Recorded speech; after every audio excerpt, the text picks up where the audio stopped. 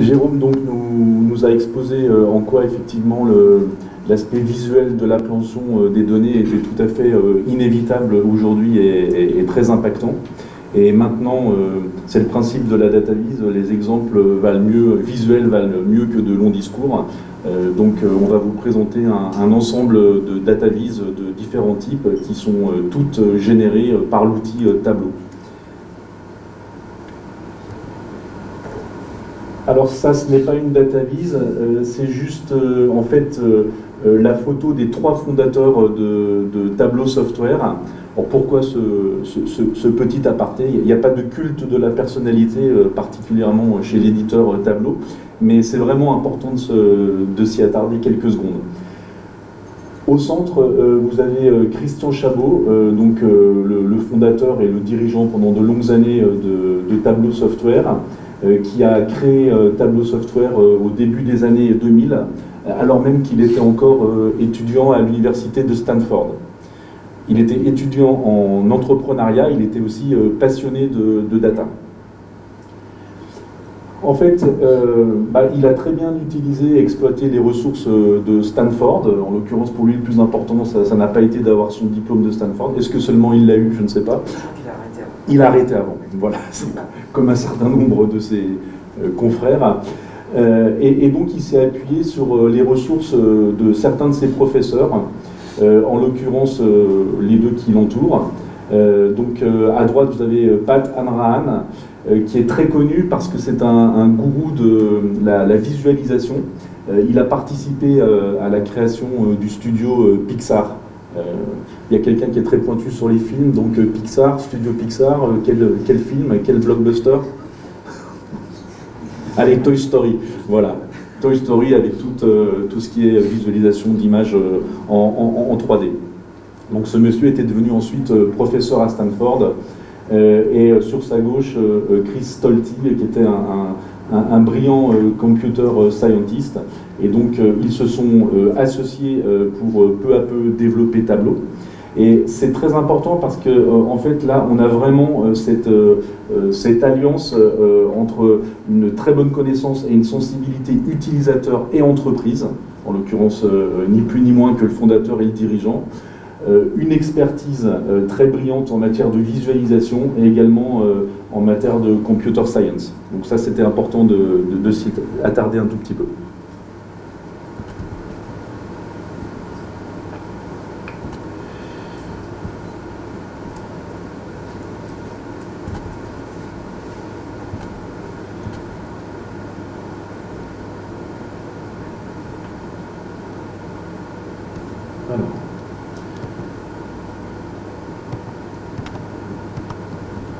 Voilà, donc il y a différents types de data vise que l'on peut construire avec Tableau. Tout d'abord, il y a ce qu'on appelle, un terme un peu pompeux, une approche exploratoire. Typiquement, ce sont les tableaux de bord.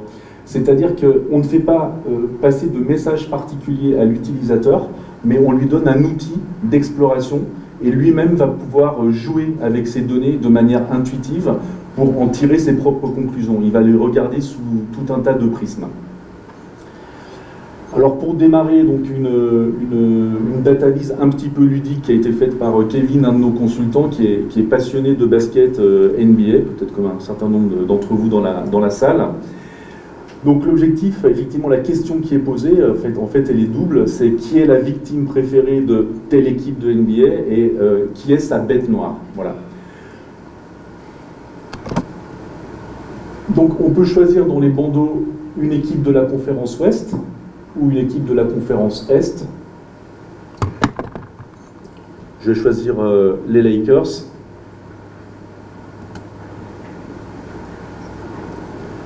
Donc en cliquant sur le pictogramme, j'appelle les données des Los Angeles Lakers, donc qui est la victime préférée des Los Angeles Lakers.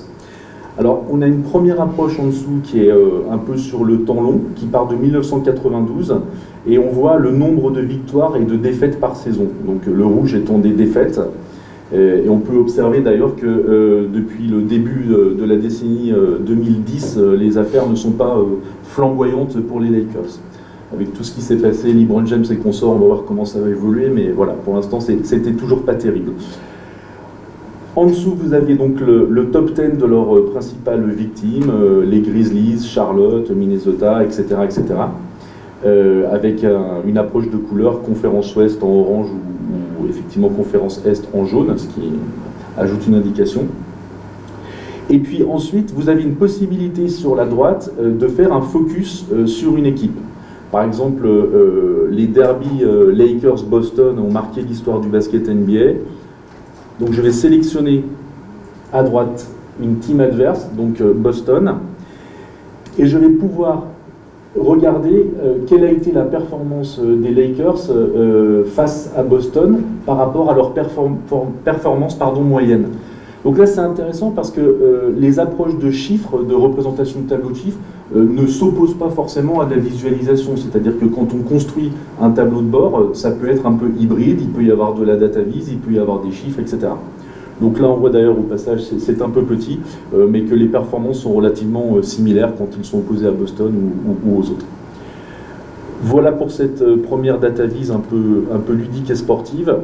On va revenir sur le jeu de données classique de tableau, un jeu de données test, avec une analyse d'activité sur 2017. Là, on retrouve le principe des pictogrammes, bibliothèque meuble, photocopieur, etc., etc., etc. Ce qui permet d'appréhender visuellement beaucoup plus facilement de quoi on parle, parce que quand on écrit photocopieur en petit, quand on manipule le dossier, eh bien, au bout d'un moment, c'est vrai qu'on s'y perd un peu, alors que les pictogrammes sont très contributeurs sur ce plan. Une approche de cartographie en dessous, un suivi dans le temps également sur l'évolution mensuelle des ventes sur l'année, et puis en bas à droite, une analyse des ventes par segment, et en fait, chaque élément unitaire, c'est les performances de commerciaux, avec en rouge, si on a accordé des taux de remise supérieurs à 25% ou pas. Donc ça fait tout un ensemble de données avec lesquelles on va pouvoir jouer. Par exemple, si je sélectionne les photocopieurs, l'attention est tout de suite attirée sur une région de Suède qui sous-performe, qui est ici. Donc je vais la filtrer pour voir de quoi on parle, et on s'aperçoit finalement que c'était vraiment, on va dire, un one-shot. Donc il y a peut-être quelque chose à surveiller, voilà, et pas une tendance de fond qui est en train de s'installer et de se développer. C'est toujours intéressant à savoir.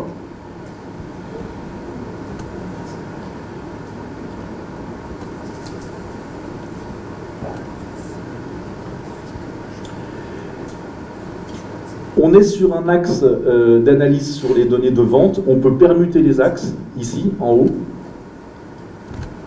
en appréhendant la vise sous l'angle des bénéfices, ou alors sous l'angle des quantités vendues. Donc vous voyez une très grande souplesse, une capacité à permuter les axes d'analyse en permanence. Toujours sur ce jeu de données, une analyse spécifique en ce qui concerne le seuil de rentabilité. Là, c'est un petit peu de la prospective, c'est-à-dire on se dit, si mon seuil de rentabilité, il est à 30%, à 40%, à 50%, où est-ce que j'en suis dans mon activité et qu'est-ce qui est en train de se mettre en place? Est-ce que c'est cohérent dans le temps ou pas? Bon, là, j'ai un seuil de rentabilité à 40%. Je vais le diminuer un petit peu à 30%. Donc, vous voyez que l'ensemble des données bouge. Et tout ce qui est représenté par produit en rouge, donc de manière encore unitaire, ne colle pas avec le seuil de rentabilité, et ce qui est au-dessus, par contre, va bien. À droite, vous avez une appréhension, là encore, un petit peu dans le temps long. Alors, c'est une approche au mois qui est un petit peu chaotique. On peut passer à l'année ou au trimestre. Ça peut être plus sympathique et plus parlant. Là encore, il est possible de jouer, de changer les paramètres en permanence. Avec Tableau, on peut faire de la cartographie, ça c'est encore une de nos vises. Certains d'entre vous auront peut-être reconnu effectivement les pictogrammes du métro parisien. Si je sélectionne la ligne 1, je m'aperçois sur la droite que c'est la plus fréquentée des lignes. Et puis d'autre part, on voit que la Défense Grande Arche, 22 millions de passages par an, c'est au sommet de la pyramide. On peut aussi, la RATP, c'est pas seulement du métro, vous connaissez, c'est du RER, etc. Toujours cet aspect de permutation des axes. Ça, c'est une vise que j'ai faite. J'ai travaillé beaucoup en finance d'entreprise et je me suis toujours heurté à un problème, c'est la capacité à mémoriser l'évolution des soldes intermédiaires de gestion dans le temps. Ok, l'évolution, je ne sais pas, de l'EBE ou du résultat d'exploitation, on peut arriver à garder ça en mémoire sur quelques années, mais arriver à appréhender tout ça globalement et appréhender également l'évolution de la structuration des soldes intermédiaires de gestion, ça c'est une autre paire de manches. Donc ce que j'ai fait ici, c'est que j'ai mis en ligne, je vais juste m'attarder sur ce bloc, parce qu'il y a beaucoup d'autres fonctionnalités, mais qui ne nous intéressent pas aujourd'hui, ce serait trop long. Ici vous avez les soldes intermédiaires de gestion année après année de 2010 à 2015 pour cette entreprise. Et je suis venu insérer, alors quand on l'enlève,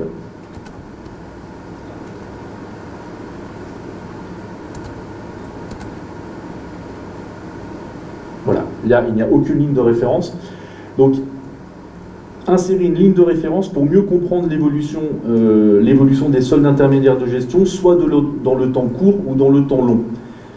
Si je suis sur un temps long, ma ligne de référence, je vais lui demander de reprendre en fait la moyenne de la performance. C'est-à-dire la ligne de référence est identique pour toutes les années. Et quand on est en orange, on sous-performe, et quand on est en bleu, on surperforme par rapport à la moyenne.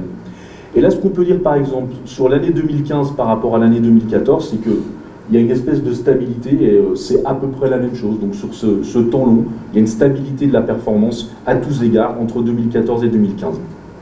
Par contre, si on se réfère en ligne de référence par rapport à l'exercice précédent, donc là les lignes ne sont jamais les mêmes et sont toujours ajustées, de manière plus fine, dans un temps court, on voit qu'en 2015, la production totale est un peu inférieure et qu'à partir de l'excédent brut d'exploitation, on est quand même en retrait par rapport à la performance 2014. Donc ce sont deux manières d'appréhender cette même réalité.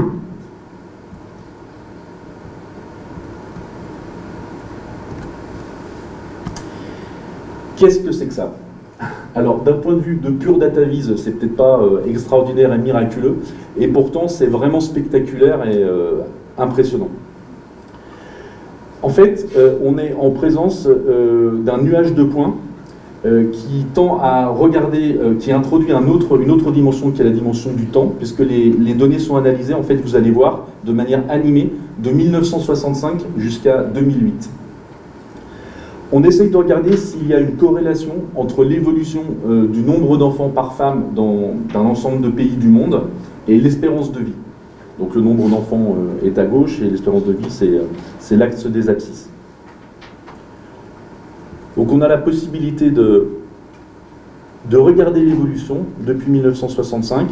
Je vais le mettre en mode accéléré, sinon on ne va pas s'en sortir. Donc on voit qu'il y a un mouvement, une tendance de fond lourde, qui est grosso modo la diminution relative du nombre d'enfants et une augmentation de l'espérance de vie. Je ne vous apprends rien, bien évidemment. Après, ce qui peut être intéressant, bon, on peut revenir en arrière, c'est de faire des focus par pays, parce que tout ça, c'est pas très lisible. C'est donc en 1965, à peu près une moyenne de 7 enfants par femme et une espérance de vie de l'ordre de 40 ans. Comment tout cela va évoluer jusqu'en 2008.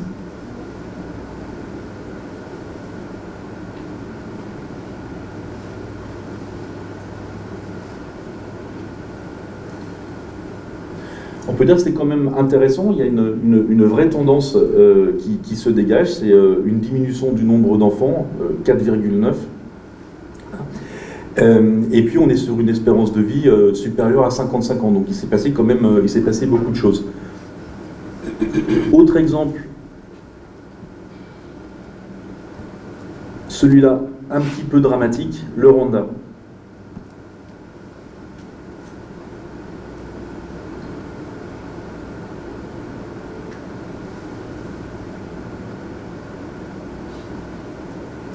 Bien évidemment, la chute très brutale de l'espérance de vie qui a lieu en 1993 Voilà, le génocide est passé par là, et d'un point de vue visuel, en tout cas, c'est vraiment très, très impressionnant. Alors, ce type de vise est à manier avec précaution, hein, ça ne doit pas devenir un jouet un peu artificiel, mais on voit que sur des problématiques précises, ça peut être vraiment, trouver vraiment tout son sens.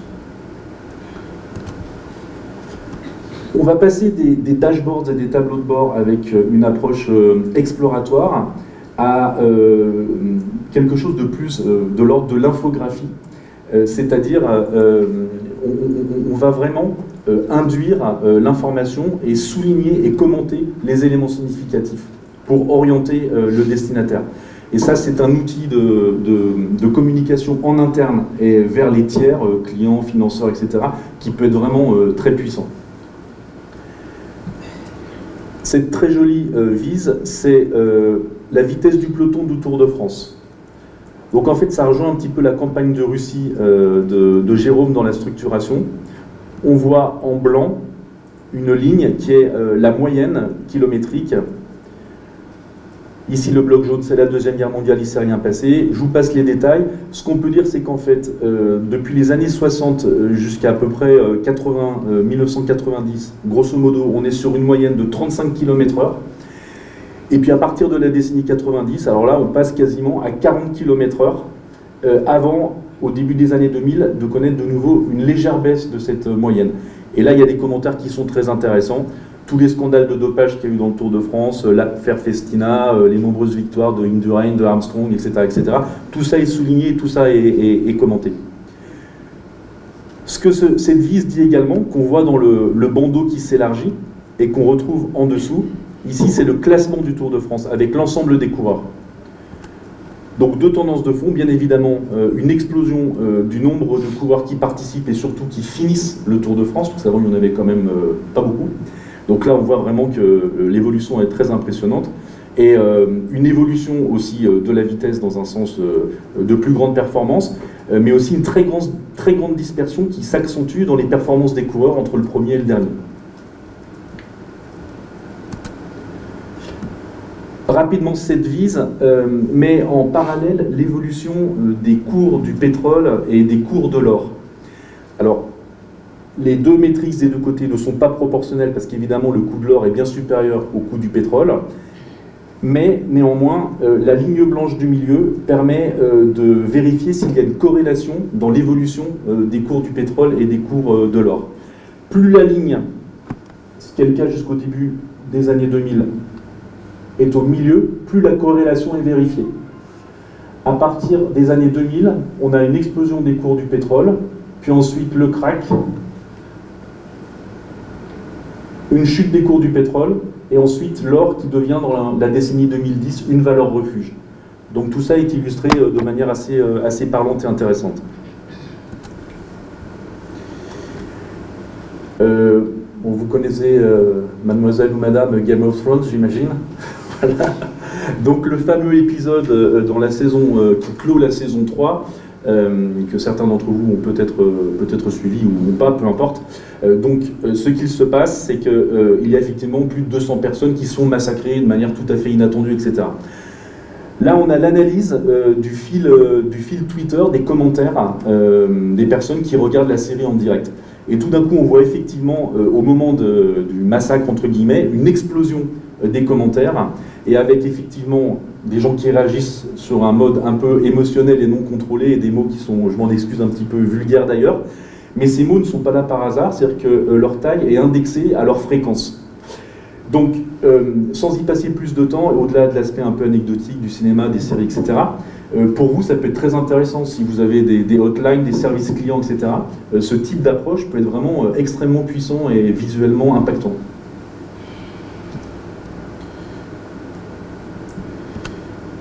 Celle-là, je la passe.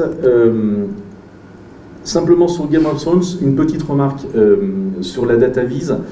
C'est ce qui est beaucoup utilisé dans l'aviation civile, les tours de contrôle, etc. Utiliser des fonds sombres avec des couleurs claires, parfois c'est vraiment très intéressant pour mettre en valeur les données.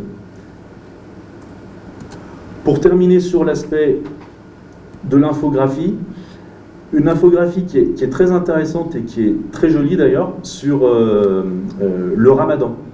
Donc ça, c'est des données en mai 2018, c'est-à-dire la cartographie n'est pas particulièrement intéressante, même si elle est plus juste que ce qu'il y a en dessous.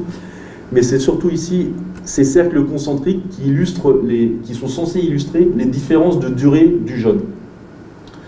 Alors, censé illustrer pourquoi, et je voulais terminer sur ce point pour aussi souligner le risque qu'il peut y avoir parfois de manipuler les autres ou d'être manipulé par des infographies, c'est que simplement, si vous regardez la durée de jeûne la plus longue, l'Islande, donc 20 heures, on se dit si l'Islande c'est 20 heures, mais le pays qui est tout en bas là, il a une durée de jeûne de 20 minutes. Non, il a une durée de jeûne de 10 heures. Et en fait, c'est la structuration en cercle concentrique qui sont adjacents, qui induit quelque part cette perception un petit peu fausse quand même. Bon, elle est quand même jolie et c'est intéressant, ça permet d'apprendre des choses, que lorsqu'on est en Islande, on peut se caler sur effectivement les horaires de la Mecque pour le jeûne, ce que je ne savais pas, etc. Alors, on va terminer. Voilà, alors ce monsieur, je crois, est un grand griot sénégalais, donc c'est quelqu'un qui doit maîtriser, qui doit être expert dans l'art de raconter des histoires. Et effectivement, comme le soulignait Jérôme, c'est comme une espèce de PowerPoint, c'est quelque chose de dynamique, on part d'un point A à un point B, c'est le même ordre que l'infographie, et ça peut être aussi très intéressant et impactant. Voilà.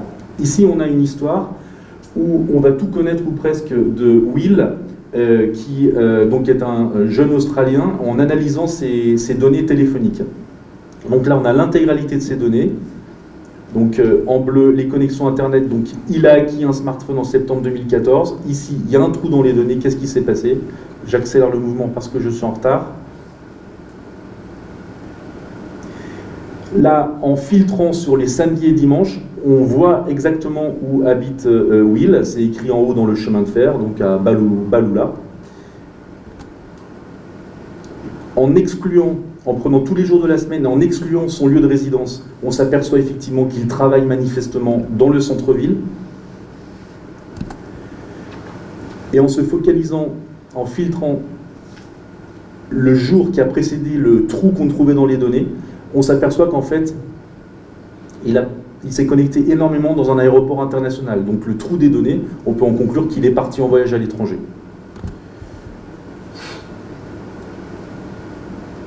En sélectionnant des zones touristiques, on voit qu'il va en voyage régulièrement en Tasmanie, et que la durée des voyages augmente. Et puis enfin, une petite synthèse avec l'intégralité de ses SMS avec ses amis, la fréquence, etc., rankée par fréquence. C'est terminé pour cette partie. Merci, le temps que Jérôme s'installe. Merci beaucoup Pierre-Olivier. Juste pour éclaircir, c'est pas une application web, vous pouvez le voir, c'est Tableau. Maintenant, on va voir Dr Jérôme, c'est comme ça qu'on l'appelle chez Tableau. Vous montrez l'outil. Et voilà. Donc là, c'est la dernière présentation avant la pause. Donc on en a pour 20 minutes. Après, on passera à une pause et puis continue pour la suite. Donc là, maintenant, on va vraiment passer, je dirais, dans la pratique. Donc je vais vous montrer Tableau. Je vais vous montrer Tableau sur un jeu de données qui est extrêmement simple. Et pourquoi je prends ce jeu de données, alors qui n'est pas forcément lié à vos différents métiers, bien évidemment. C'est simplement que le jeu de données est livré avec le produit. Donc on a peut-être dû vous distribuer des cartes d'essai, de téléchargement des différents produits. Donc vite, vous pourrez, dès ce soir, vous amuser à refaire le visuel que je vais vous proposer ici et à jouer avec.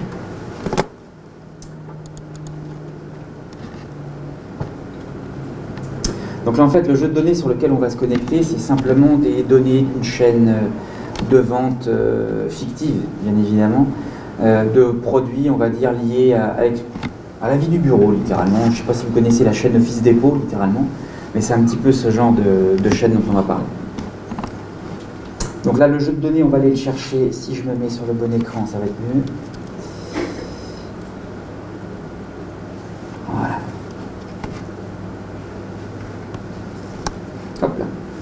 Donc là, je vais en fait aller chercher des données à ce niveau-là sur le produit. Juste avant de basculer, on va dire peut-être la première dans les données, pour vous présenter un petit peu l'interface de Tableau. En fait, vous avez littéralement ici, quand vous lancez le produit, et si vous le faites chez vous pendant les périodes d'essai, c'est pas un problème, vous aurez ici, en fait, une connexion sur la communauté Tableau. Tableau, c'est un produit, oui, en fait, c'est même plusieurs produits, on en parlera un petit peu plus tard, mais c'est surtout une fantastique communauté d'utilisateurs.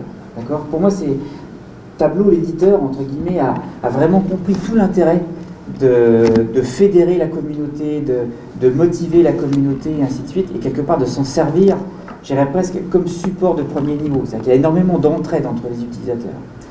Quand vous allez sur des événements de Tableau, là, le prochain qu'il va y avoir, je pense qu'il y aura au minimum 15 000 personnes sur l'événement, et je veux dire, ils sont tous aussi fêlés que moi, entre guillemets. Donc c'est pour vous dire un petit peu la puissance de tout ça. Donc bref, si vous voulez avoir pourquoi pas des vidéos en ligne de formation, des billets de blog et des visuels qui soient tout prêts, littéralement qu'est-ce que font les autres avec tout ça, n'hésitez pas à cliquer ici sur les différents liens, ça va vous donner l'accès direct. Donc là, au niveau des données sur lesquelles on est capable de se connecter, c'est à peu près tous les types possibles.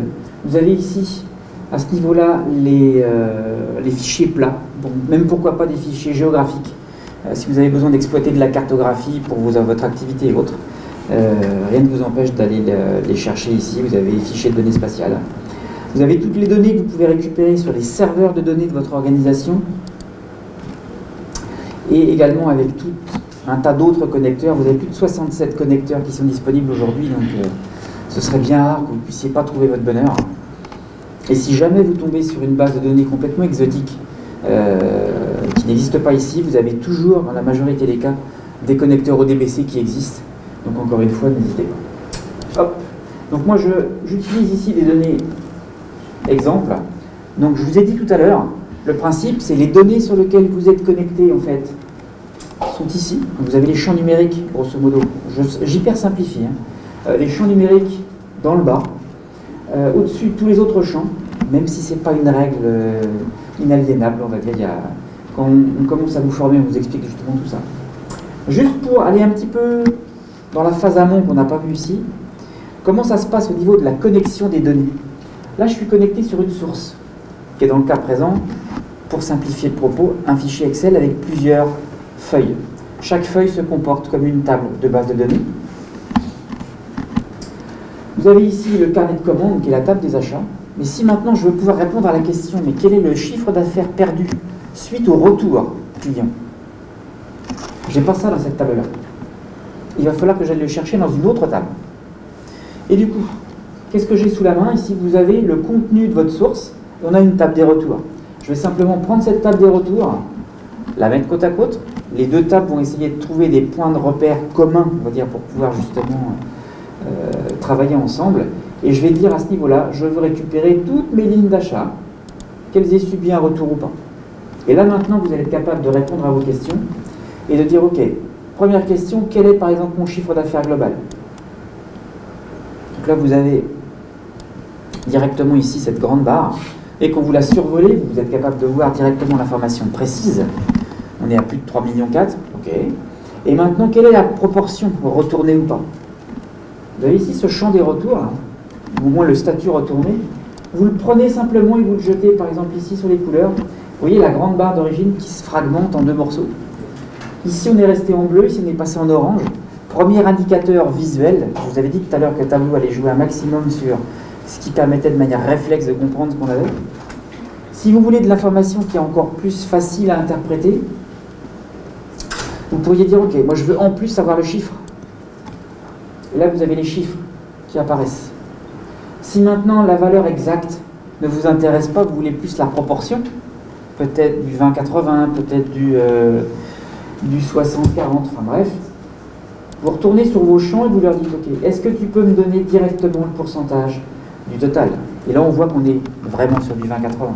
Si vous voulez les deux, il vous suffit en fait de ramener encore une fois cette valeur-là sur cette petite palette ici. Alors au final, elle est constituée de quoi cette palette? Tout à l'heure, je vous ai montré les différents éléments qui étaient impactants pour votre système visuel. Littéralement ici, vous avez sur les supports lignes, colonnes, tout ce qui est notion de hauteur, de largeur de quelque chose. Parce que littéralement, si je prenais ça et que je le déplaçais là-bas, ma fameuse barre qui était tout en hauteur, maintenant elle est tout en largeur.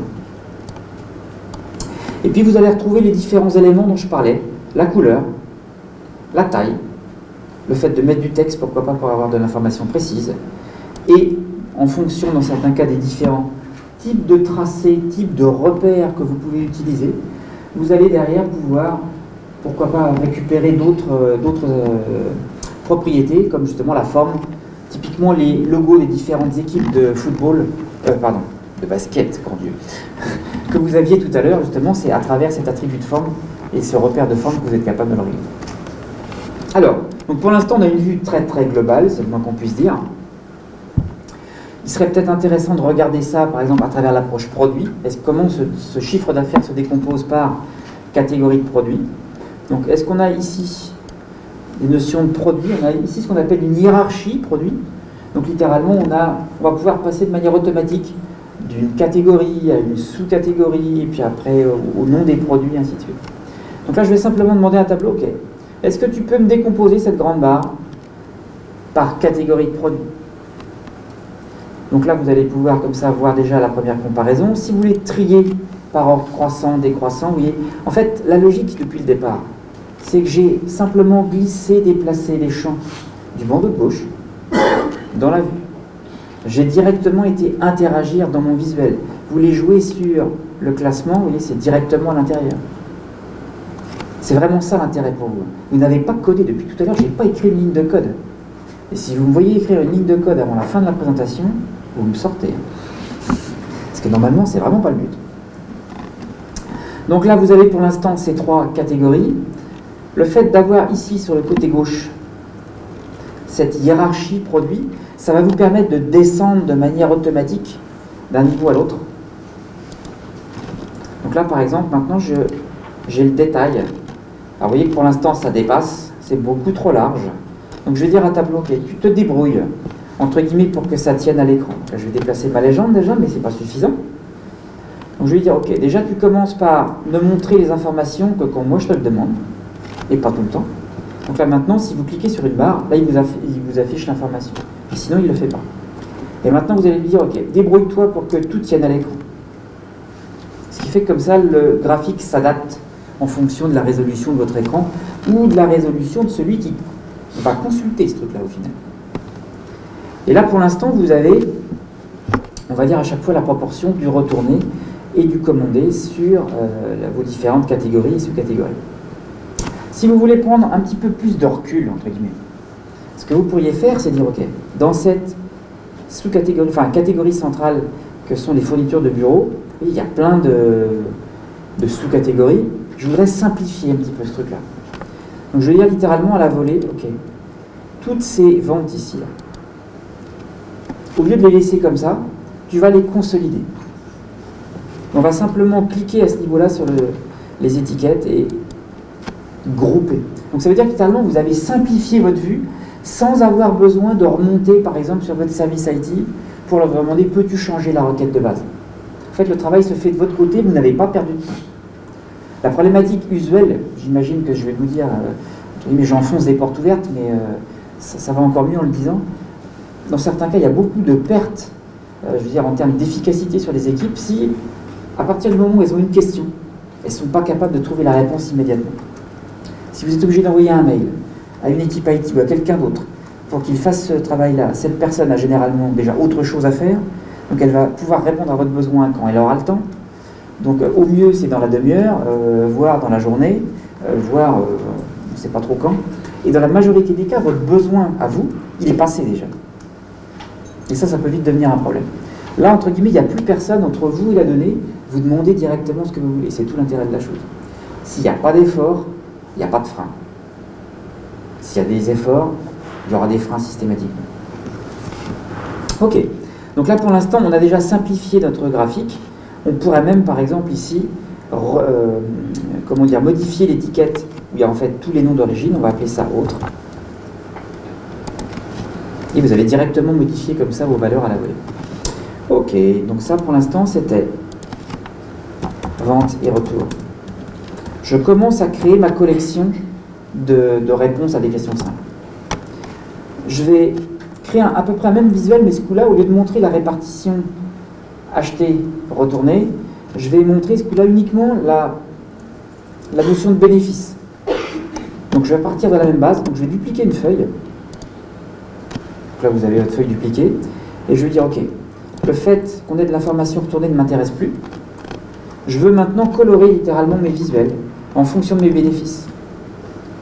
Et si on part du principe que je vous disais tout à l'heure, avec la couleur, j'indique quelque chose, je me débrouille pour que les couleurs soient bien choisies, pour que même ceux qui ont des déficiences visuelles, entre guillemets, soient tranquilles. Et si je vous dis maintenant que les couleurs chaudes représentent une perte, et les couleurs froides là-bas, un bénéfice, vous avez directement, on va dire ici l'indicateur que les tables, visiblement, il y a un problème. Okay.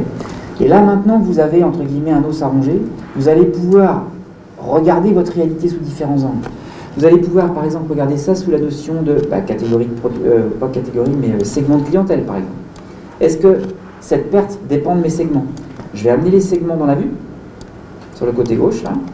J'ai le même graphique qui se décompose segment par segment. Et littéralement, qu'est-ce qu'on constate? Le problématique est vrai pour tous les segments, c'est-à-dire que ça ne dépend pas du segment. Ok. Je vais peut-être regarder ça par rapport au temps. Peut-être que c'est juste l'année dernière, ou peut-être que ça vient d'avant, on va voir.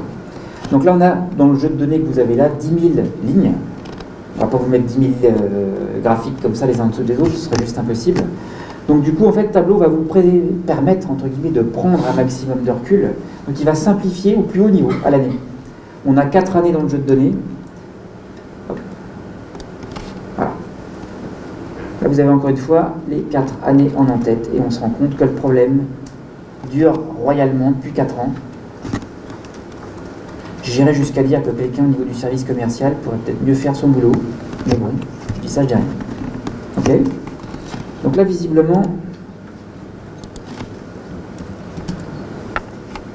on a un petit problème. Donc problème vente de table. Ok. Donc je vais encore une fois regarder la même réalité sous un autre angle. Peut-être que c'est une approche, on ne sait rien, géographique. Est-ce qu'on a des données géographiques dans mes données? Regardez bien ici, vous avez des pays. On va directement essayer à travers ça. Je crée une nouvelle feuille. Je clique directement sur mes pays. Dans le jeu de données, la seule chose que vous avez, c'est le nom du pays. Si je retournais là pour quelques secondes, voir les données que j'ai sous la main, oui, la seule chose que j'ai, c'est le nom des pays. J'ai rien d'autre. Vous allez voir ce que Tableau en fait. Vous avez simplement à double-cliquer sur les noms. Et Tableau vous crée la cartographie. Il a été capable de récupérer tout seul les adresses de géocodées. Pour que ce soit encore plus facilement interprétable, je lui ai demandé de travailler par exemple en carte pleine, de me donner directement la forme des différents pays.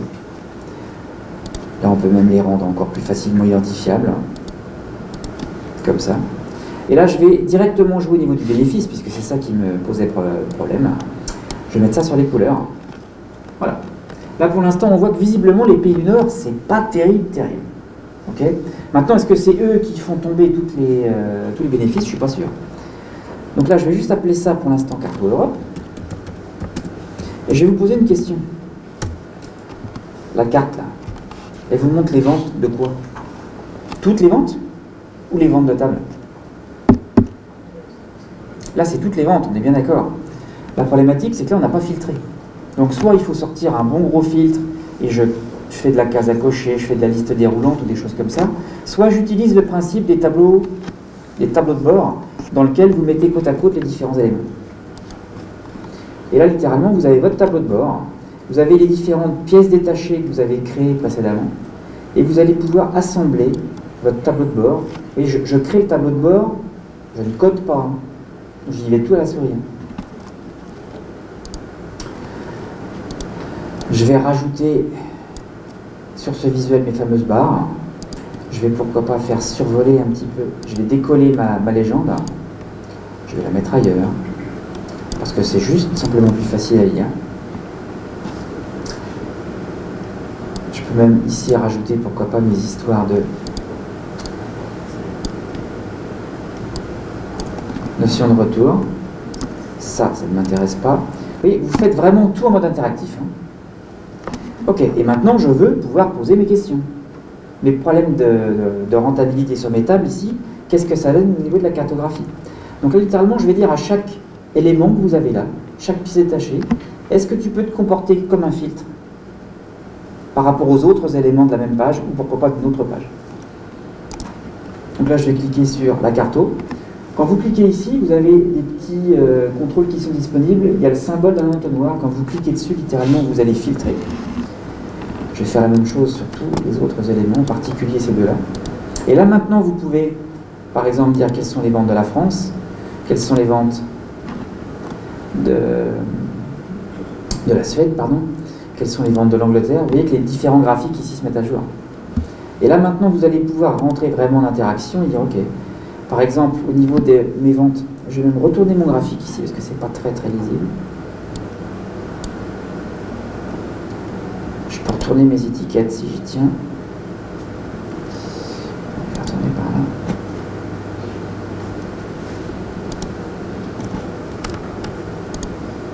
Voilà.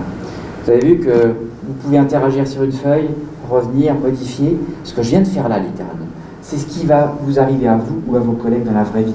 C'est-à-dire que vous allez partir sur une idée, et puis derrière, vous allez changer d'approche. Et littéralement, je suis en train de dire, ça veut dire que vous avez le droit de vous tromper. D'accord?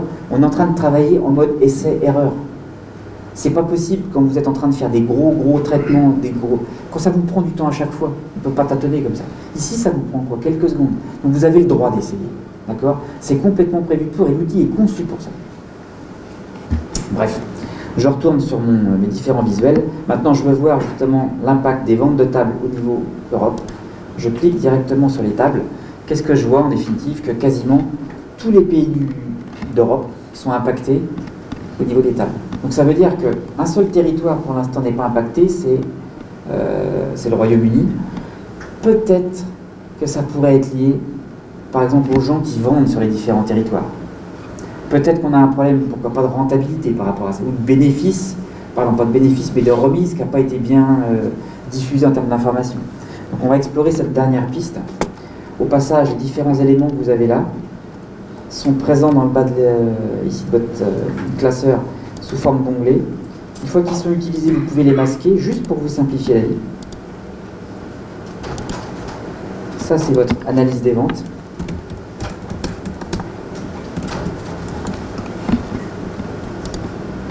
Voilà. Et là derrière, vous allez rajouter le dernier élément par rapport à la notion de remise. Donc déjà au passage, est-ce que j'ai des champs qui sont liés aux remises? J'ai ce champ de remise qui est là. Sauf qu'il est plus qu'ambigu. Est-ce que c'est un montant? Est-ce que c'est un taux de remise? Au final, si on va voir derrière dans les données, on a des valeurs entre 0 et 1. On va dire que c'est un taux. Donc déjà, en termes de nom, c'est ambigu, on va corriger le nom. J'appelle ça taux de remise.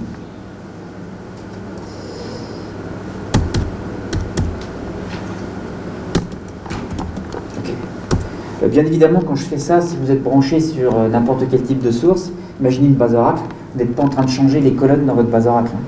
Je vous rassure, le service IT peut dormir sur ses deux oreilles, on ne casse rien.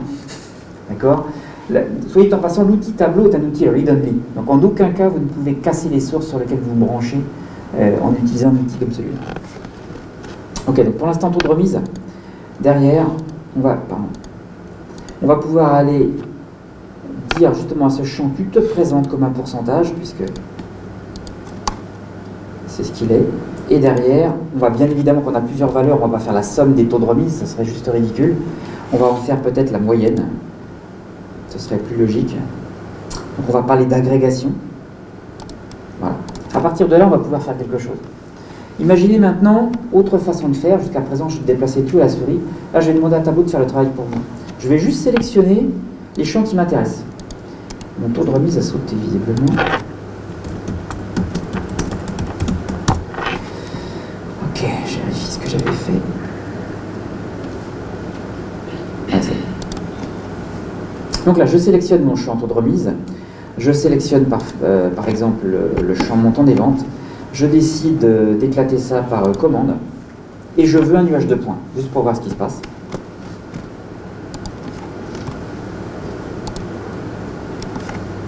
Et j'ai simplement été ici chercher un assistant avec, on va dire, la vingtaine de graphiques les plus communs rencontrés dans le monde business. Tableau tout seul, à travers le cadre orange, vous a donné la piste de ce qui était le plus, on va dire, le plus vraisemblable à utiliser dans l'immédiat, ce qui était recommandé. Et là, maintenant, vous avez ce qu'il a fait. Vous avez vos montants des ventes, vous avez vos taux de remise. Donc, si encore une fois, à l'œil, on va regarder ce qui s'est passé derrière, vous allez voir que vous avez quand même des taux de remise à plus de 80%. Un peu beaucoup, peut-être. Maintenant, est-ce que le graphique vous a aidé, encore une fois, vous a incité à mieux comprendre? Peut-être pas encore assez. Moi, ce que je vais faire, c'est que je vais récupérer ce taux de remise et je vais l'utiliser pour colorer mon visuel. Comme tout est positif, là, en termes de taux de remise, vous avez un gradient de couleur monochrome. Moi, je veux quelque chose avec une alerte, donc je veux un point de bascule, et je veux littéralement que l'alerte soit sur les grosses valeurs. Donc, je vais inverser mon échelle, et je vais décaler le point central. Pour dire littéralement que jusqu'à 25% de remise, ok, ça marche. Au-delà, on n'est plus tout à fait raisonnable. Et là, pour le coup, maintenant, vous avez quelque chose qui est beaucoup plus parlant. Là, on est en train de vous dire, ok, là, il y a un souci. Encore une fois, le but, c'est d'attirer l'attention, soit la vôtre, soit celle de vos collaborateurs, sur ce qui fait mal. Donc là, si j'appelle ça aperçu des taux de remise, vous pouvez bien évidemment récupérer ce visuel, le remettre dans la vue.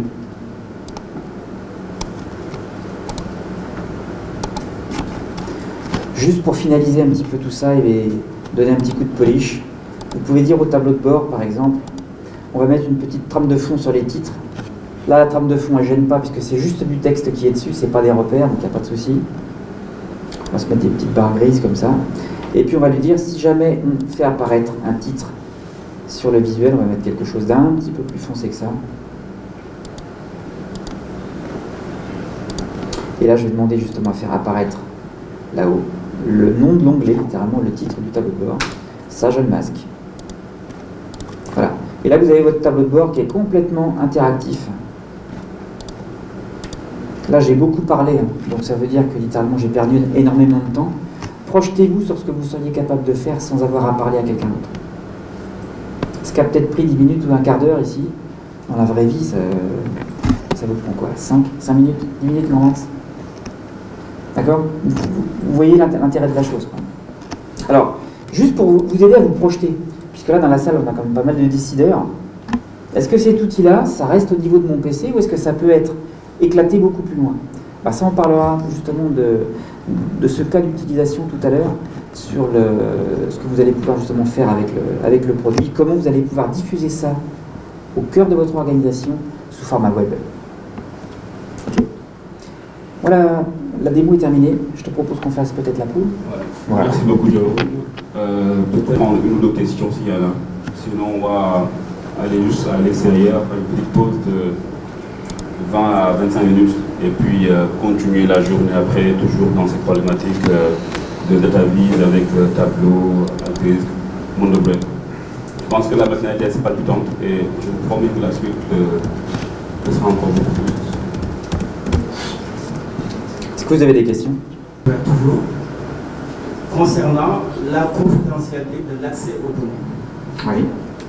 Alors, je suppose que c'est un outil d'entreprise. Oui. Tous les collaborateurs peuvent l'utiliser. Mais certainement, tous les collaborateurs ne peuvent pas avoir accès à toutes les données qui vont au niveau des tables. Est-ce que la couche sécurité se fait au niveau des credentials, donc l'accès à l'outil, et login, mot de passe et tout ça, ou bien y a-t-il un moyen de restreindre l'accès à certaines tables, disons secrètes, par exemple les salaires, qu'un comptable qui se connecte puisse avoir accès à certaines données, pas d'autres. Okay.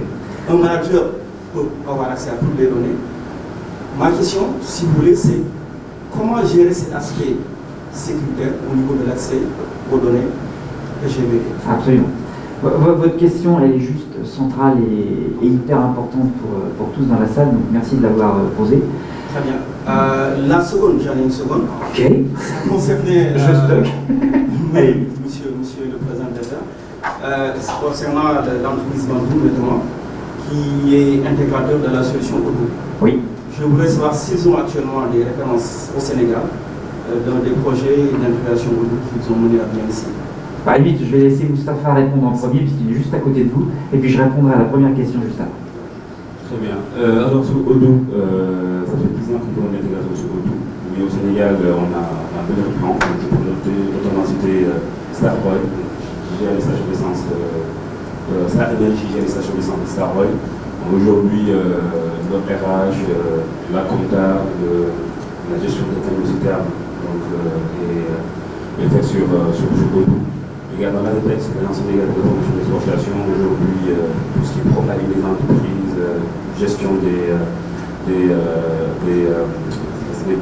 bons, et puis savoir par exemple quelle entreprise à tel nombre, dans quel pays exporte, etc. D'ailleurs, le chef de projet à l'époque est dans la salle.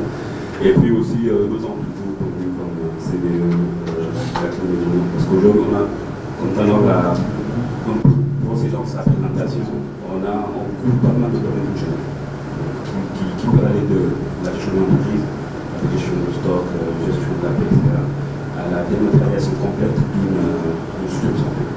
Je dis que c'est avec ces solutions qu'on a bâti notre médecine, c'est d'avoir des solutions pour les hôpitaux, les cliniques, etc. Donc gestion administrative jusqu'à la gestion de dossiers médicaux, voilà, en passant par le de stérilisation, etc. Aujourd'hui au Sénégal, on a une vingtaine de références, donc l'ADIE, je ne peux pas terminer sans les citer, que nous accompagnons aujourd'hui pour migrer vers les étudiants qui sont en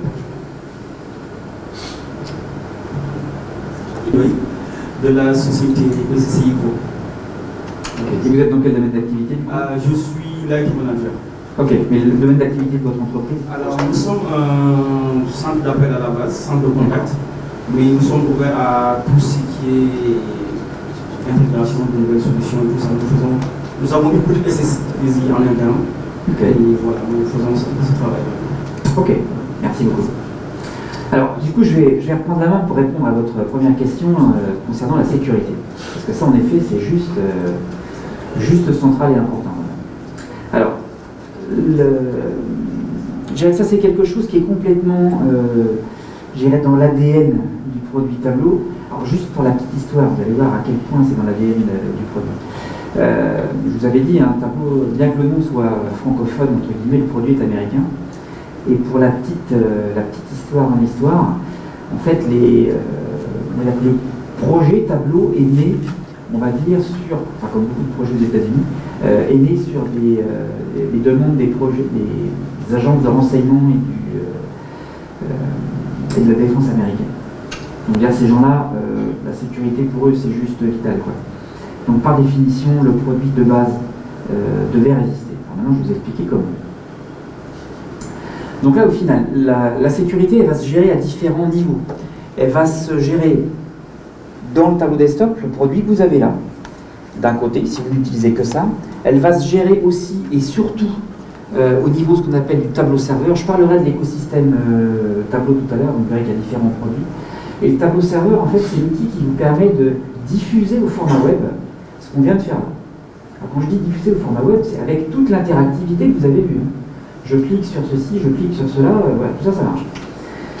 Là, pour le coup, le serveur, lui, intègre un système de sécurité complet qui peut être local au serveur, mais qui peut aussi, et c'est souvent l'intérêt, adosser, par exemple, au système de sécurité de votre entreprise, de votre organisation. J'imagine que vous avez peut-être un Active Directory ou un Kerberos ou des solutions de ce style, ou des solutions par authentification de tiers externe, ce qu'on appelle le SAML dans certains cas. Toutes ces solutions-là sont intégrables directement dans Tableau.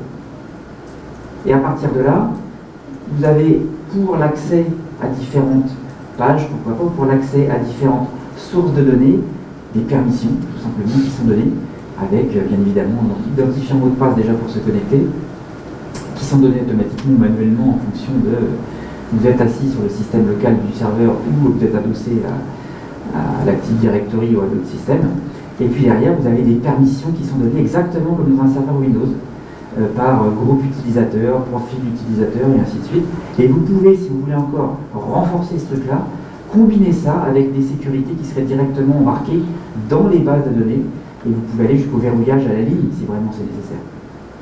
Donc de ce côté-là, la solution est complètement adaptable entre guillemets en fonction des besoins.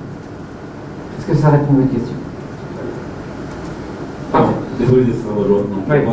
Et puis, bon, on va essayer de tenir la pendant 20 minutes pour pouvoir continuer par la suite, comme Jérôme l'a suggéré. Merci. Ce qui est intéressant, c'est comment moi je peux quelque part exploiter ça au niveau de mon organisation de la manière la plus simple, la plus efficace et la plus rapide possible. Donc là, simplement pour vous aider à prendre du recul, on va positionner les différents produits, dont je vais reparler un tout petit peu plus tard. Je vais les positionner sur une espèce de carte, encore une fois, de manière à vous permettre de comprendre les slides qui vont venir juste après. Donc encore une fois, le produit central, c'est le tableau desktop, c'est ce que je vous ai montré tout à l'heure. Avec ça, qu'est-ce qu'on va faire? On va créer des classeurs, un petit peu comme des classeurs Excel, qui de base ne contiennent pas de données. La donnée reste toujours dans vos sources d'informations d'origine. J'avais des conversations tout à l'heure avec des gens pour qui la data c'était le cœur de métier. Là typiquement un tableau ne stocke pas la donnée. Au passage je réponds à une question sur la terme de volumétrie. Si j'attaque des millions de lignes, comment ça se passe? Bien merci. Le travail de tableau littéralement c'est d'envoyer des questions à la base. La base calcule les réponses littéralement et tableau affiche le résultat en fonction du jeu de réponse qu'il a obtenu. Donc, on crée des classeurs, comme ça c'est le symbole des classeurs ce tableau. Derrière, l'objectif, ça va être, encore une fois, de partager vos analyses et de collaborer à l'intérieur de votre organisation. Ça peut se faire de deux façons différentes. Soit avec des moyens que vous possédez, que vous gérez vous-même, que vos équipes gèrent, pourquoi pas sur vos équipements, soit directement dans le nuage à ce niveau-là. Donc ça c'est l'équipement chez vous, ça c'est tout ce qui va être sur le nuage, dans le cloud. Donc le premier moyen le plus simple de partager de l'information, à l'extrême, c'est avec quelqu'un qui n'a même pas le produit. C'est-à-dire que là vous allez prendre le petit classeur qui est là, vous allez le transmettre littéralement à quelqu'un avec tous les moyens classiques, et vous voyez que le symbole est légèrement différent, parce que là quand vous transmettez ça à quelqu'un, le seul moyen pour qu'il voit quelque chose, c'est qu'il faut que la donnée vienne avec. Donc littéralement, ça c'est ce qu'on appelle un classeur complet. Littéralement, c'est quoi? C'est un classeur normal, plus une copie des données. Alors, après, techniquement, on pourra regarder comment se fait cette copie-là, mais littéralement, les données sont dedans. Et c'est là aussi que vient un potentiel problème. Vous allez exploiter ça comment? Vous allez exploiter ça à travers un produit qu'on appelle le tableau reader. Le tableau reader, c'est une visionneuse, littéralement. Exactement comme on a les visionneuses PowerPoint. Alors, quand je dis ça, ça veut dire que vous allez avoir toute l'interaction, le fait de cliquer sur un pays, sur un produit, quelque chose, tout ça, ça fonctionne très bien. Mais ce produit-là ne prend que des données, enfin des classeurs qui contiennent de la donnée. Alors, on va dire que c'était plutôt bien jusqu'à présent. Alors, là, j'ai mis juste le petit symbole de l'acrobate, ça n'a rien à voir avec les produits d'Adobe, c'est juste pour vous faire un moyen mnémotechnique. C'est une visionneuse. Voilà. La bonne nouvelle, c'est que c'est gratuit. Vous téléchargez le produit directement sur le site de l'éditeur. Là où, en revanche, il faut faire attention, c'est qu'il n'y a pas de système de sécurité embarqué dans la visionneuse. Par définition, c'est un truc de confiance. C'est-à-dire que vous travaillez avec quelqu'un, vous avez confiance en lui, vous lui envoyez le visuel. Si maintenant, vous devez complètement sécuriser la chose, et je comprends le besoin que vous m'avez exprimé tout à l'heure, là, il faut absolument, à ce moment-là, utiliser ce qu'on appelle le tableau serveur. C'est les solutions qui vont venir juste après. Parce que du coup, la sécurité, elle est là. Donc, le tableau serveur que vous avez là, littéralement, c'est encore une fois quelque chose que vous installez en local sur vos infrastructures, ou des infrastructures que vous louez, pourquoi pas, et c'est vous qui maintenez. D'accord? Donc là, vous allez envoyer quoi sur ce tableau serveur? Soit les fameux classeurs. Vous avez vu la forme ici d'icône, classeur sans les données, littéralement le classeur est capable tout seul d'aller chercher ces données, on va dire à travers le réseau. Si le serveur a accès aux mêmes ressources que votre utilisateur, il n'y a aucun souci. Donc soit vous pouvez envoyer des classeurs, soit vous pouvez aussi envoyer des sources. Et là on commence à rentrer dans les notions de sécurité, de gouvernance et ainsi de suite. C'est des termes auxquels vous pouvez déjà être habitués. Ça veut dire qu'en fait, le tableau serveur a des rôles bien au-delà de ce que le côté tarte à la crème vous donne habituellement, à savoir, je présente en format web. C'est-à-dire que là, littéralement, je suis en train de dire quoi? Les sources qui sont publiées vont devenir quelque part le point central pour aller chercher l'information. Ça ne veut pas dire que l'information est dans le tableau serveur. Ça veut dire que pour accéder à l'information, vous allez passer à travers la validation du tableau serveur. D'accord? Si vous avez besoin, pourquoi pas, de consolider les sources sous forme de ce qu'on appelle d'extrait, c'est-à-dire passer d'une base de production classique qui travaille à l'enregistrement, passer sur une structure de données qui soit beaucoup plus adaptée sur de l'analytique, ça c'est une notion d'extrait que Tableau fait de natif et tout seul, et bien vous allez pouvoir rafraîchir ces extraits-là, par exemple, de manière automatique, à travers le tableau serveur. Il y a des planificateurs là-dedans qui vous permettent de mettre tout ça à jour de manière automatique. En fait, le serveur, entre guillemets, est beaucoup plus riche en termes de fonctionnalités que ce qu'on pourrait voir au démarrage. Bref, tableau serveur installé chez vous, géré par vous. La sécurité complète. De l'autre côté, tableau online. Tableau online, c'est quoi? Techniquement, c'est la même chose que le tableau serveur. La seule différence, vous voyez que jusqu'à présent, on est pareil. La seule différence, c'est qu'en fait, on est en mode SaaS. Et là, c'est hébergé chez Tableau. Alors du coup, comment choisir entre les deux? Déjà, si vous n'avez pas d'équipe IT pour gérer le serveur, c'est peut-être plus simple d'aller louer un service comme celui-là. Alors soit chez Tableau, soit chez des partenaires qui font ça. Mais c'est mieux que d'essayer de le gérer soi-même et de pas s'y retrouver. Le deuxième élément ici, qui pourrait vous aider à choisir une solution ou une autre, c'est en fonction des données sur lesquelles vous allez vous connecter. Est-ce que vous vous connectez à des données qui sont déjà dans le nuage? Par exemple, vous allez chercher des données qui sont sur les serveurs Amazon, sur AWS, par exemple les data lakes que pourrait créer Vantu, ou sur d'autres données, je ne sais pas, des Google Docs, enfin tout ce que vous pouvez imaginer comme type de données dans le nuage. Dans ce cas-là, pas de souci. Le tableau online est capable d'aller les chercher, et le tableau serveur ici aussi. Maintenant, quand on est en train de parler, par exemple, de données de production, base Oracle, SQL Server, ou ce que vous voulez, ces données-là, elles sont, dans la majorité des cas, chez vous. D'accord? Elles sont à l'intérieur de votre périmètre de sécurité. Et il est dans bien des cas strictement interdit d'exposer les ports de la base de données à l'extérieur. Là, généralement, normalement, les responsables IT commencent à nous crucifier au mur si on évoque ce genre de choses. Donc là, littéralement, la logique, ça va être quoi? Ça va être tableau serveur, vous l'installez du côté de vos bases de données, vous accédez à vos données, pas de problème. Ici, tableau online, lui, il ne pourra pas passer tous ces étages-là, donc par définition, c'est un des éléments différenciants, ou alors on choisit des moyens adaptés, mais voilà, la grosse règle est là. Ça marche? Maintenant, je synthétise, on est toujours capable de, on va dire, publier la même chose sur les deux types de serveurs. Après, on a le tableau public, c'est la partie communautaire du site Tableau, c'est là que vous pouvez aller chercher tout un tas d'exemples. Vous pouvez aussi gagner énormément de temps et d'expérience en exploitant cette communauté. Encore une fois, c'est un des points forts de tout l'écosystème Tableau, c'est toute la communauté qui est autour. Ok, et maintenant, tous ces tableaux publics, online, serveurs, littéralement, mettent à disposition de la donnée au format web, à destination de quoi? À destination de tous les périphériques qui possèdent quelque part un navigateur web. Donc ça peut être des PC, ça peut être du Mac, ça peut être du Linux, ça peut être des téléphones, ça peut être des montres, enfin bref, tous les périphériques qui embarquent du web, vous êtes capable de directement visualiser tout ça. Alors maintenant que je vous ai donné un petit peu de recul, on va commencer à rentrer vraiment dans le détail. Le besoin. On doit répondre à quoi? On doit pouvoir faire tourner cette infrastructure sur du Windows ou du Linux. Ça doit pouvoir être sur site, en cloud ou hébergé par quelqu'un. C'est ce que je vous disais tout de suite. Dans certains cas, est-ce que je suis capable, littéralement, de partager mon serveur entre différentes entités? Par exemple, différentes branches de mon organisation, différents pays sur lesquels je vais intervenir, et ainsi de suite. Ce qu'on appelle le multilocataire. Et maintenant, les différentes problématiques, et là du coup on va arriver sur une notion de sécurité tout à l'heure. La première chose, c'est qu'il va falloir qu'on soit capable d'accéder à nos données, il va falloir qu'on prépare nos données, on verra qu'il y a un produit là-dessus qui permet de le faire chez Tableau, il y a d'autres produits dont Alteryx ou d'autres qui permettent de le faire également. La notion de gouvernance et de sécurité, ça doit être géré.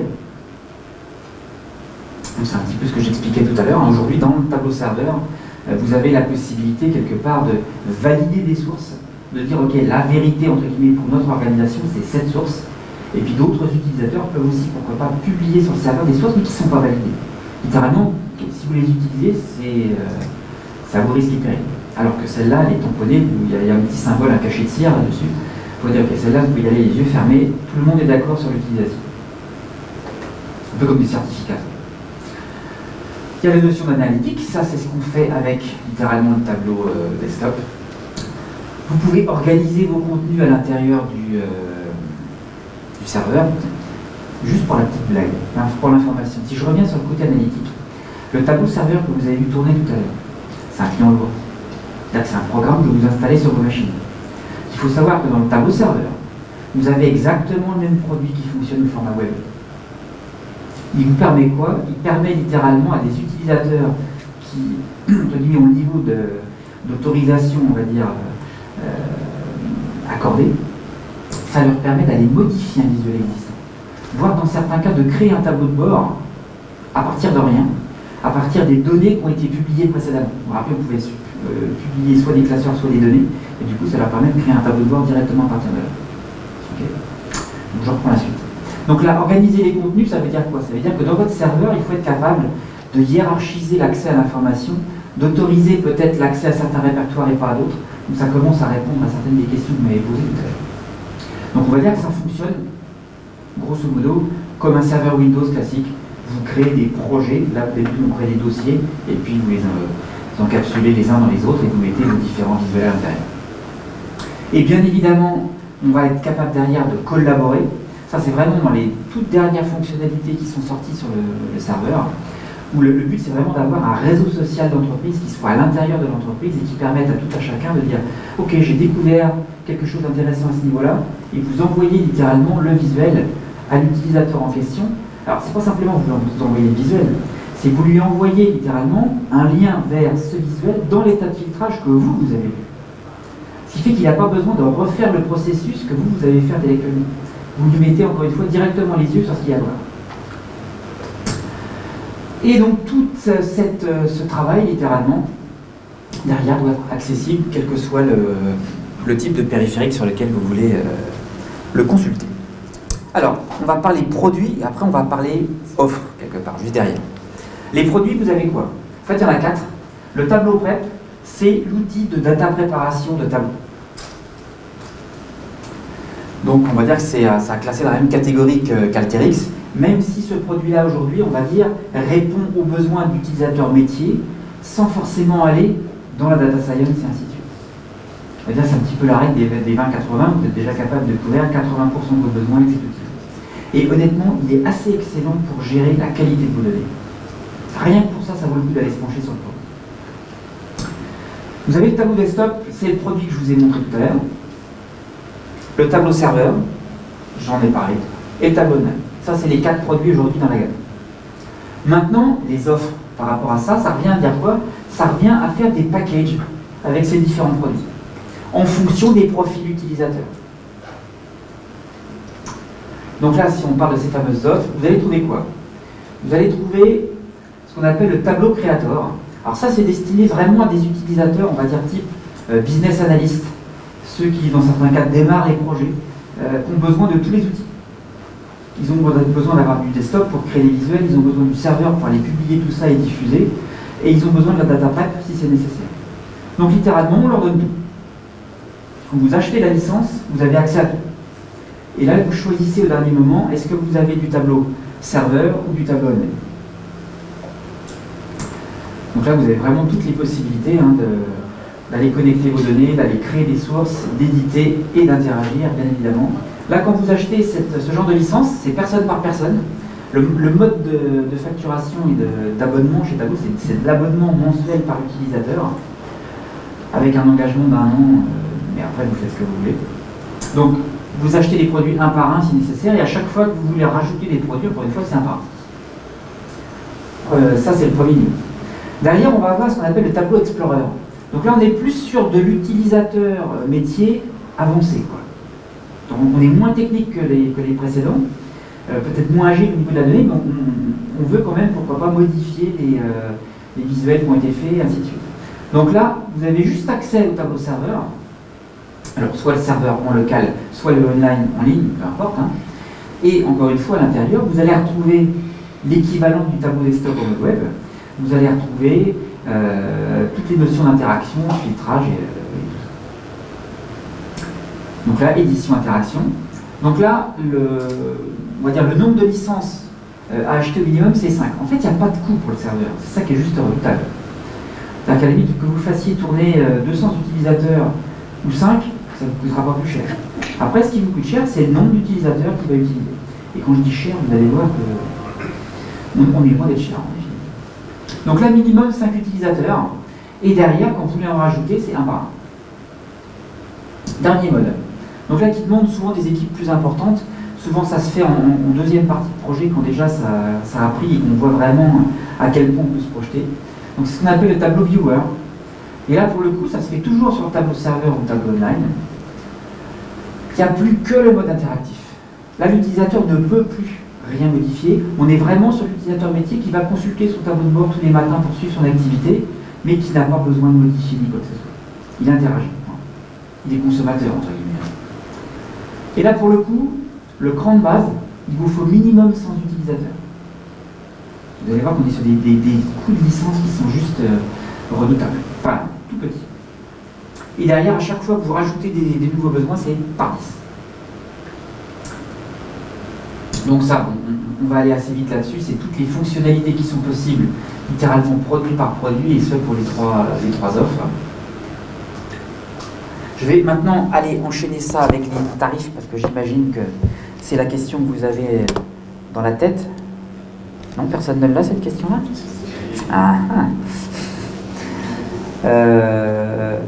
Non, je vais vous faire languir un peu. Ça va être beaucoup plus drôle. On va parler littéralement dans l'immédiat de quel produit pour quel utilisateur. D'accord? Et je vais me servir de mon collègue ici, parce qu'en fait, c'est quelqu'un que j'ai débauché chez mes clients. C'est pas bien de faire ça. Mais littéralement, il était aussi malade que moi au niveau de la donnée. Il va justement pouvoir vous parler de ce qu'on peut faire avec ce genre de produit dans la réalité. Alors attends, tu vas juste... Non, c'est bon. Je vais juste essayer de me projeter maintenant dans l'immédiat par rapport aux décideurs. Littéralement, pour vous, ce produit-là, il va servir à quoi? Quel est l'intérêt pour vous? L'intérêt pour vous, c'est que vous allez avoir un produit qui va être pérenne. D'accord? Littéralement, si vous décidez aujourd'hui d'avancer, il faut que vous soyez capable de maîtriser l'envolée des coûts, il faut être capable de maîtriser la sécurité, et il faut être capable d'avoir un outil qui soit le plus possible polyvalent à l'intérieur de l'organisation. Donc ça, c'est quelque chose qui est juste central. C'est vraiment pour moi aujourd'hui un des produits, j'en ai vu passer quelque part des produits comme cela. Pour la petite histoire, je vais vous raconter ce que j'ai raconté à votre collègue tout à l'heure. Dans une autre vie, j'étais DSI, de groupe industriel en France. Et j'ai longtemps cherché des produits qui permettaient justement de répondre à toutes les questions des métiers, de la direction et autres, de manière, encore une fois, simple, qui ne prennent pas beaucoup de temps. Et on a longtemps été embêté sur plein de choses. Quand j'ai vu arriver ce produit-là, je suis juste resté en arrêt. Pour moi, aujourd'hui, c'est un des produits qui répond mieux aux besoins du marché. Et surtout, c'est quelque chose qui est exploitable très rapidement. On parlait tout à l'heure de la différence, par exemple, entre des produits comme BO, Business Objects, je ne sais pas si vous les connaissez, et des produits comme celui-là. On va dire qu'on est en train de parler de deux grandes familles de produits qui ont deux façons de s'installer dans les organisations qui sont différentes. Quand je dis s'installer, c'est pas techniquement comment on fait, c'est comment on rentre les produits dans l'organisation. On a des produits qu'on rentre, on va dire, c'est par des gros projets, quoi. Ça vous prend des mois à planifier, à mettre tout le monde d'accord et ainsi de suite. Ce qu'on appelle l'approche top-down, littéralement. C'est généralement tiré par des directions métiers, des directions générales et ainsi de suite. Et généralement, du coup, le cadre des questions est déjà complètement réglé au démarrage, ce qui fait que si des utilisateurs ont besoin d'aller voir la réalité sous votre angle, ils peuvent être coincés dans certains cas. La famille de produits que je vous amène là, c'est l'inverse. Vous démarrez par le terrain. Ce que j'expliquais à un moment donné à monsieur, c'est que le truc le plus amusant que j'ai pu voir à ce jeu-là, c'était Quelqu'un qui en avait marre de passer son temps, des analystes, hein, on avait marre de passer son temps avec les outils habituels et qui ont acheté le produit sur note de frais. D'accord? De manière à pouvoir faire leur boulot plus rapidement. Donc ça a commencé par 1, 2, 3 licences. Et au bout d'un moment, leurs collègues disaient, attends, comment tu fais pour arriver à faire tout ça en si peu de temps, quoi? Parce que nous, on n'y arrive pas. Et puis au final, ça fait tache d'huile. D'accord? Donc c'est vraiment deux approches complètement différentes. Et là, ici, c'est les directions métiers qui tirent le projet.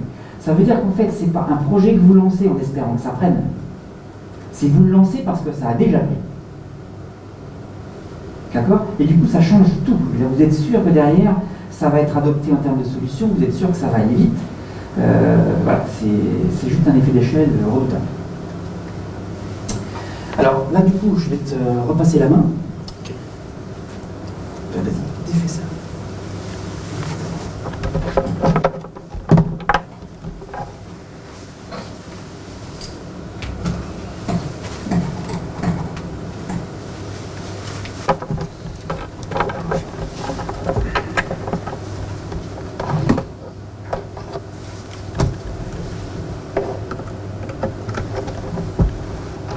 On a rencontré avec nos partenaires Bamtou et Jérôme un certain nombre d'entre vous depuis le début de cette semaine et j'ai été frappé de voir l'âge moyen qu'avaient les interlocuteurs rencontrés. Je dirais qu'il y en avait manifestement certains qui étaient pas bien plus âgés que 25 ans ou au-delà. Et c'est un point commun finalement avec moi, c'est 25 ans. Sauf que moi c'est 25 ans d'expérience en entreprise, en finance d'entreprise. Je ne sais pas de quel côté de la barrière il vaut mieux être, et personnellement j'ai malheureusement une petite idée, mais bon, voilà. Effectivement, j'ai eu le plaisir de compter au nombre des 1400 personnes qui ont été formées par Jérôme, et c'est vrai que je suis un peu, comme dirait l'autre, tombé dans le chaudron. Et je suis peu à peu devenu, pour reprendre encore une fois l'expression de Jérôme, un psychopathe de la data vis, puisque, comme on le disait pendant la pause, il y a une dimension vraiment addictive à ce produit. Quelques flashs de retour d'expérience en tant qu'utilisateur Tableau. Tout d'abord, moi, ce qui m'a vraiment bluffé, donc j'étais dans la finance d'entreprise et je n'ai aucune espèce de formation informatique, voilà, aucun background informatique. Et c'est vrai que, comme on a pu le voir dans les vis qui ont été présentées et surtout le processus de création d'une vis from scratch de Jérôme, c'est qu'on ne code pas une ligne. Tout se fait de manière vraiment intuitive, il y a tout un tas de fonctionnalités et d'outils embarqués, des paramètres, des filtres, des sélections, des petits champs calculés qui sont très faciles à faire, avec une communauté Tableau derrière qui aide énormément, quasiment en temps réel. Donc quelque part, on a l'impression en tant que non-informaticien, on se sent vraiment pousser des ailes et on se sent doté de super pouvoirs. Donc ça c'est vraiment, en tant que, je dirais, business analyst, entre guillemets, que j'ai été de fait, extrêmement intéressant. Ça, c'est une des dernières vis de Tableau qui sont sorties sur Michael Jordan, rien à voir avec le monde de l'entreprise, mais pour illustrer quelque chose qui, enfin, pour moi en tout cas, a été très important, c'est l'aspect extrêmement designé et on peut dire la beauté de ce qu'on peut faire avec Tableau. Alors, c'est pas seulement comme regarder une œuvre d'art et se dire « mon Dieu, qu'est-ce que c'est beau !» mais c'est aussi parce que personnellement, j'avais un historique où j'en avais un peu marre des réunions interminables où en tant que financier on voit défiler des camemberts en 3D, etc., ou des tableaux de chiffres à l'infini. Et avec la meilleure volonté du monde, ainsi que l'a démontré Jérôme, il y a un moment juste où on décroche, et même les années passant d'expérience, on finit même par montrer les crocs et à devenir un peu agressif. Il y a un peu d'aigreur qui vient avec l'âge. Voilà. Donc, il y a vraiment je pense que c'est très important pour les organisations de franchir le pas de la data vis, parce qu'aujourd'hui, tous nos salariés, dans leur quotidien, ils utilisent des applications extrêmement designées. Dans les médias, il y a de l'infographie partout, etc. Et il y a un gap qui est en train de se creuser entre l'expérience qu'ont les gens dans leur vie quotidienne et puis cette expérience parfois en entreprise. Et ce fossé, il y a un moment où il faut juste le combler, quoi. C'est juste plus possible. tant vis-à-vis des salariés que vis-à-vis des clients, des fournisseurs, de l'ensemble des tiers. Ces petites fleurs pour illustrer la logique de propagation par le bas qu'évoquait à l'instant Jérôme. Dans mon organisation, donc j'ai travaillé dans des entreprises, des groupes industriels. On a commencé de manière très modeste. Jérôme nous a formés, on était 4 dans la salle. Puis on s'est mis à produire des vises, on les a diffusées dans l'entreprise. Petit à petit, les gens ont approprié ces vises pour eux-mêmes, ainsi qu'on va le voir. Et on est ensuite passé à tableau serveur et ça s'est diffusé sur une centaine de personnes, dont des agents commerciaux extérieurs à l'entreprise, etc., etc. Donc cette logique de contamination douce, elle existe et on l'a vécu bel et bien. Voilà la colombe, donc symbole de la paix, n'est-ce pas? Les relations entre les métiers et les services IT ne sont pas toujours évidentes. Et quand on est un grand consommateur de data et qu'on n'a pas les outils adéquats, ben on vient les enquiquiner. C'est comme ça qu'on était organisé. On vient les enquiquiner en permanence pour demander du requêtage et du requêtage. On imagine à l'avance comment on va être reçu ou la tête que fait la personne qui ouvre son mail. C'est déplaisant pour elle, mais pour nous ça l'est également parce que on a des problématiques auxquelles on doit répondre en temps réel. Les trains passent et puis si la réponse arrive dans 2 ou 3 jours, voilà, le train est passé, il n'est pas parti dans la bonne direction et on n'a rien vu venir. Donc c'est juste pas possible. Dans notre cas, je dirais que pour parler de l'IT, ça a été aussi pour eux, entre guillemets, un double plaisir, puisqu'ils ont procédé également à l'acquisition d'Alterix qu'on va vous présenter. Et là aussi, ça leur a vraiment permis de se focaliser sur les tâches à plus forte valeur ajoutée. Alors, deux cas d'application un peu concrets. Donc dans ma précédente entreprise, on travaillait sur des collections de produits physiques vendus à des grands comptes, à la grande distribution française, européenne et même au-delà. Donc avec des collections qui se succédaient sur des cycles de 2 ans. Et une grosse problématique de rotation de stock et de constitution au fil des années de stocks morts ou à très faible rotation. On parle là quand même de plusieurs milliards de CFA, quoi. Donc c'était pas une paille, ça finissait par peser lourd dans le BFR de la société. C'est un problème compliqué à résoudre, cette histoire de rotation de stock, mais déjà, c'était vraiment un serpent de mer, et personne ne voulait se pencher dessus, déjà, parce qu'on ne voyait même pas de quoi on parlait. On parlait de quel produit, de quelle famille, dans quel entrepôt interne, extérieur, ça fait combien de temps qu'ils sont là, la référence, est-ce qu'elle est toujours active? C'était juste quelque chose d'infernal à appréhender. Et ça a été vraiment un des premiers chantiers qui a permis aux différents services de l'entreprise qui étaient concernés, notamment tout ce qui était gestion des flux et e-commerce, de véritablement s'asseoir ensemble autour d'une table et de travailler avec un référentiel commun. Et lorsque j'ai quitté l'entreprise où j'étais, donc il y a peu de temps, le processus était bien entamé et je dirais que dans le scope, il y avait à peu près 20% de la valeur qui était en voie d'être traitée.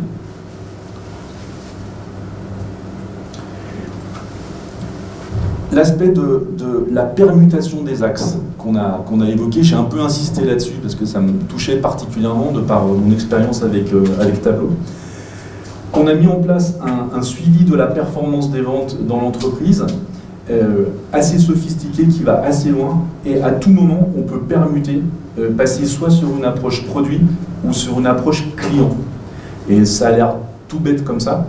Mais ça permet en fait je dirais, des frères ennemis, entre guillemets, à savoir les gens du marketing et les gens du commerce, finalement d'avoir un référentiel commun. Donc déjà, on parle de quelque chose qui visuellement est perçu de la même manière. Et ça permet de voir aussi comment son interlocuteur ou son vis-à-vis peut percevoir cette réalité et les problèmes auxquels il peut être confronté. Et réellement, en termes d'approche diagonale et transverse du traitement des problématiques, ça a été un grand pas pour l'entreprise. Voilà ce que je pouvais dire de cette expérience.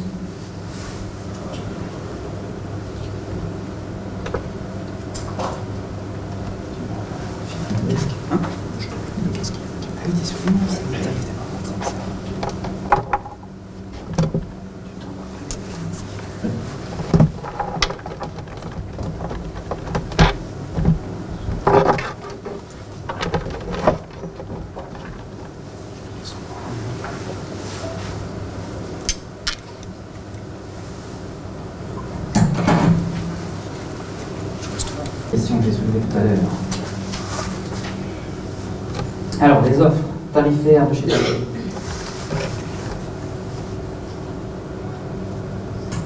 Donc là, au final, vous allez voir que c'est quand même quelque chose qui est très abordable. Donc je vais vous montrer en fait deux lignes de produits ici.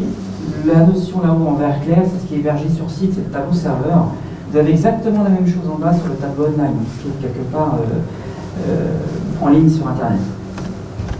Donc dans les... ici, vous retrouvez les notions des trois offres. Notion de tableau créateur, c'est-à-dire que vous avez tous les produits complets. On est sur une base, alors je vais me mettre pour l'instant sur cette base-là, donc de $70 par utilisateur et par mois.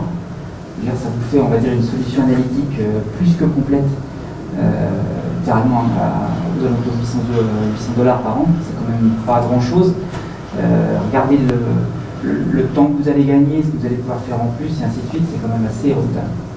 Tableau Explorer, moitié moins, c'est toujours un petit peu la logique avec Tableau, il coupe tout quasiment en deux à chaque fois. Donc Tableau Explorer, $35. Si c'est hébergé, pour le coup, $42.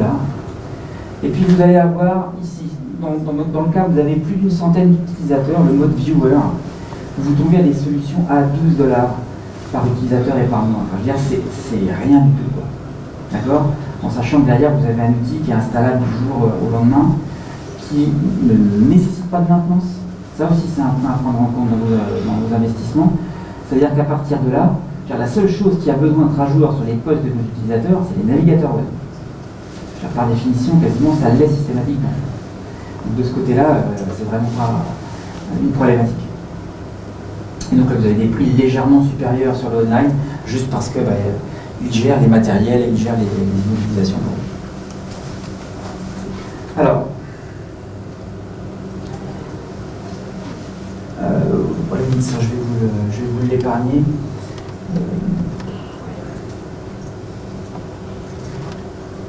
Je vais vous épargner cette partie-là, c'est pas la peine. Vous n'êtes pas encore en situation d'avoir utilisé des produits, donc on va dire que là, c'est tout. En revanche, je vais repasser la parole à mon collègue, qui se coule là maintenant, puisqu'on a vraiment fini d'explorer la partie tableau. Vous l'avez vraiment vu en long, en large et en travers. Maintenant, je vais lui passer la main juste pour qu'il vous parle, qu'il vous démontre ce que peut faire Alteryx. D'accord? Et en particulier sur le côté apport data science. Je vous rappelle juste pour la petite histoire qu'il n'est pas informaticien. D'accord? Le psychopathe, c'est moi. C'est pas lui. Ah bon?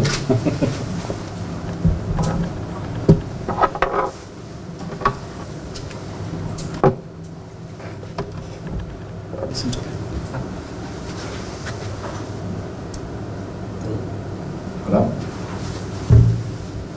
Que ferais-je sans toi, Jérôme?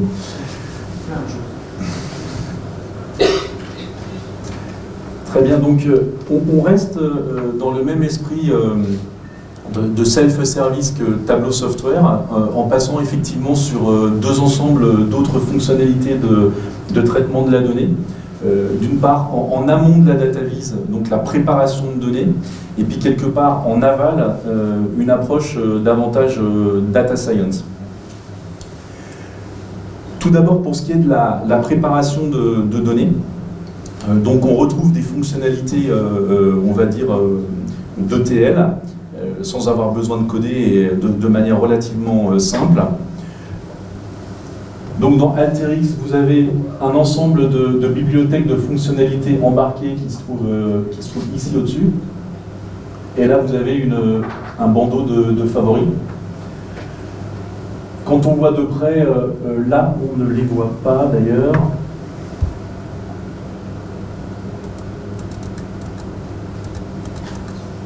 Voilà. Les data scientists ou ceux qui connaissent le sujet du machine learning ont peut-être reconnu la lettre R sur un ensemble de bibliothèques. Donc ça, en fait, c'est le langage R qui est embarqué pour la data science. Dans les dernières versions d'Alteryx, il y a aussi du Python. Donc ils sont dans une logique de rafraîchissement permanent pour rester sur l'état de l'art en matière de data science. On revient donc à de la préparation de données. Là, on est en présence de 4 fichiers. Je vais me concentrer sur les deux du dessus. Donc ces deux-là. On est sur en fait des données afférentes à des écoles du district A. En bas, on a des fichiers qui sont équivalents pour un district B. Donc pour l'instant, on se focalise là-dessus.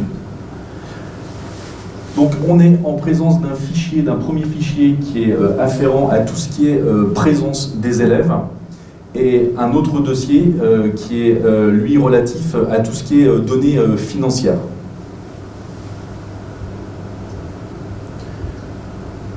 Donc on va aller regarder un petit détour par PowerPoint pour mieux comprendre ce qui se passe.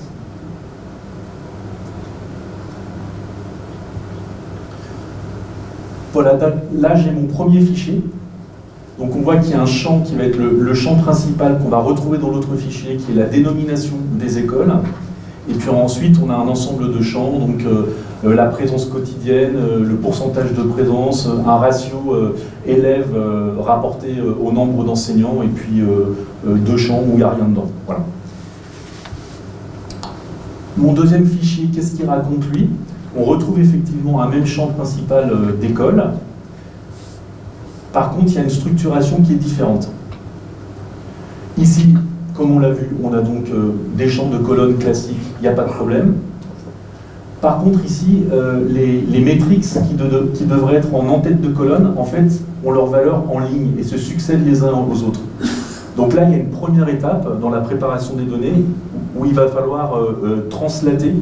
Il va falloir translater ces métriques, donc per pupil cost, etc., pour les remettre en en-tête de champ de colonne.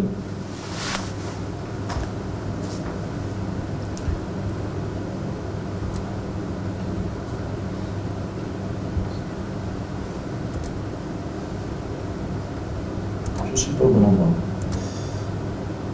Un peu plus. Voilà. Donc pour ce faire, je vais utiliser un outil qui s'appelle CrossTab et que je trouve dans ma bibliothèque, ma galerie de favoris, et que je vais venir positionner au niveau du fichier que je dois retraiter.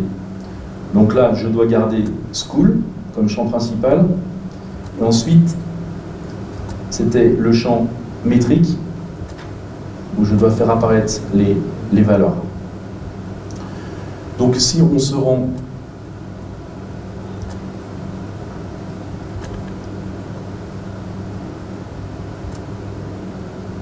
au résultat, on va voir que maintenant, les métriques qui étaient en ligne sont en tête de champ de colonne. Donc on a maintenant deux fichiers qui sont structurés de la même manière, et on va pouvoir faire une jointure de tables pour transformer ces deux tables en une seule par le biais du champ principal School. Donc par glisser-déposer,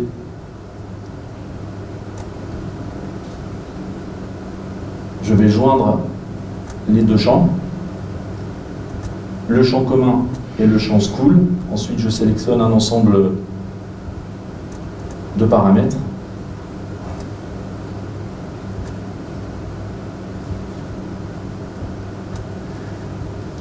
Je suis maintenant en présence d'un seul fichier avec des en-têtes de colonne et les données qui sont structurées sur un mode base de données de manière cohérente.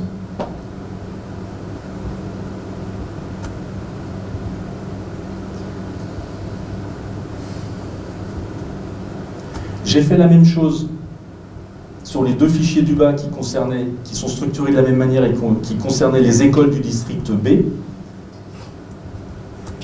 Et maintenant, ces deux fichiers, je vais les transformer en un seul fichier, mais comme ils sont structurés exactement de la même manière, au lieu de les joindre par un champ commun, je vais me contenter de les empiler. Donc là, on n'est pas sur de la jointure, mais de l'union.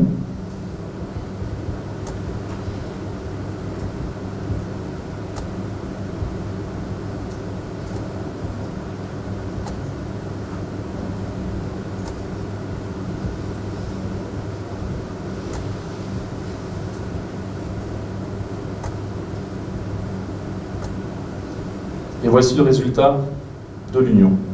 Un seul fichier, on partait de 4. En quelques clics, on est sur un seul fichier homogène et qui va pouvoir être traité. Alors quelque part, on pourrait dire, bon bah ça y est, on est arrivé au bout de la démonstration, on a fait une jointure, on a nettoyé un peu les données, cross-tab, on a fait des jointures de table, on a fait une union, ça y est, tout va bien, la vie est belle, et c'est fini. Pas tout à fait quand même, puisque on va en fait effectuer un audit de ces données avec l'outil Field Summary.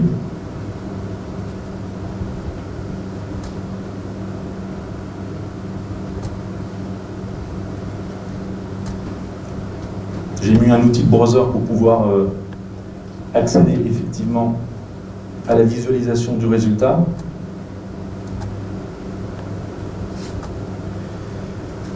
Et là, ça va nous dire des choses intéressantes et on retrouve l'aspect visuel de Tableau à ce niveau-là. Déjà, il devrait y avoir un seul enregistrement par école. Ici, il y en a deux. Il y a un souci. Donc, il y a un doublon pour l'école Peoples. Sur la présence quotidienne, là aussi, on a un problème. Comme on présume qu'on connaît davantage les données que là, maintenant, à la volée. Entre 0 et 500, 24 instances, 500 à 1015, une instance entre 1000 à 1500. Et en fait, il s'avère que ces données sont fausses pour deux écoles. Et on sait en fait qu'il y a eu un problème, on a mis un 0 en trop. Donc il faut en réalité prendre que 10% des valeurs qui sont indiquées pour ces deux écoles. Donc c'est un deuxième problème. Troisième problème, on voit ici qu'il y a des données manquantes en termes de présence et de pourcentage de présence. 5%, en fait, ça correspond à deux écoles. Voilà.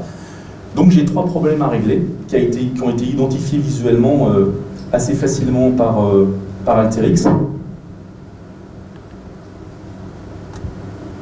Et maintenant, il va être temps de les traiter. Au passage, on va juste renommer ici, rename, les champs, parce que c'est en anglais, on va les mettre en français. Vous voyez, école, présence quotidienne, etc. Donc c'est fait à la volée de manière simple.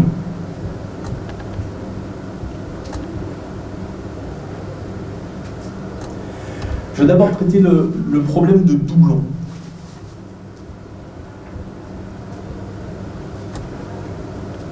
Je vais vous épargner ça, mais il se trouve que l'école Peebles, qui a été citée deux fois, avec les mêmes caractéristiques, les mêmes valeurs, donc c'est un doublon manifeste qui a été analysé, se situait sur la 39e ligne. Donc on va se contenter de conserver de la première à la 38e ligne, et ensuite on va sauter la 39e et passer directement à la 40e. S'il y avait plusieurs doublons, il existe des outils spécifiques pour faire ça beaucoup plus vite.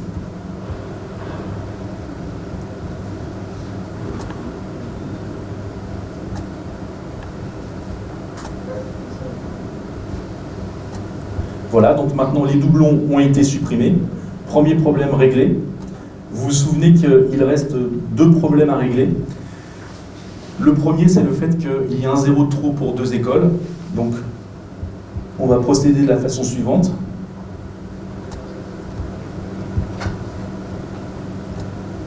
Je vais sélectionner la présence quotidienne et les valeurs qui étaient indiquées étaient supérieures à 2000. Donc je vais sélectionner ces deux valeurs.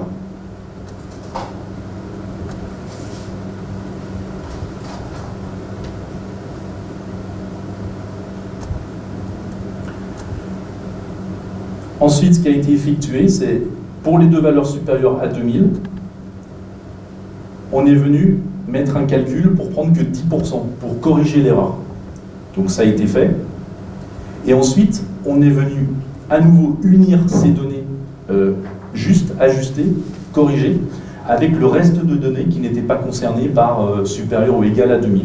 Donc on se retrouve avec l'intégralité des données ici, qui est corrigée. Il reste un problème à traiter, c'est qu'il y avait deux écoles pour lesquelles il n'y avait pas de données sur la présence, et c'était vraiment l'axe d'analyse principal. Donc ce qu'on va faire, c'est à nouveau utiliser un filtre. Donc je prends la présence quotidienne, et je vais dire que je ne veux pas d'enregistrement avec des valeurs nulles.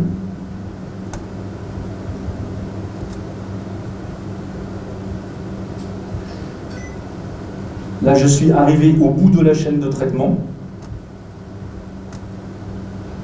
Donc en output, en produit fini, j'ai tous mes enregistrements. Le doublon a été supprimé.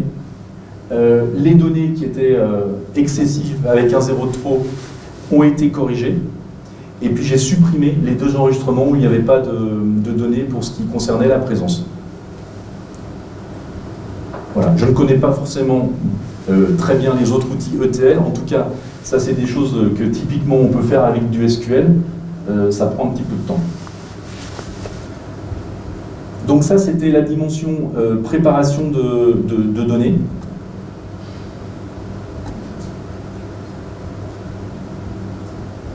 Maintenant, on va aller sur l'aspect data science.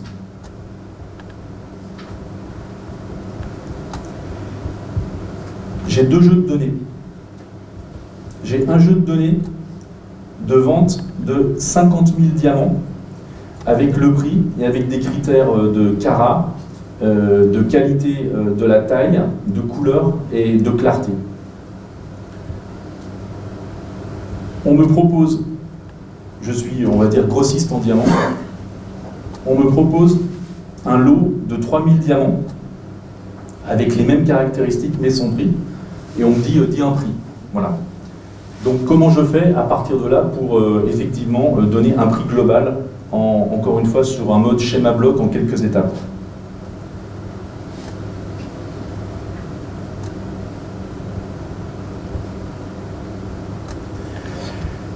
Je vais utiliser un outil de régression linéaire.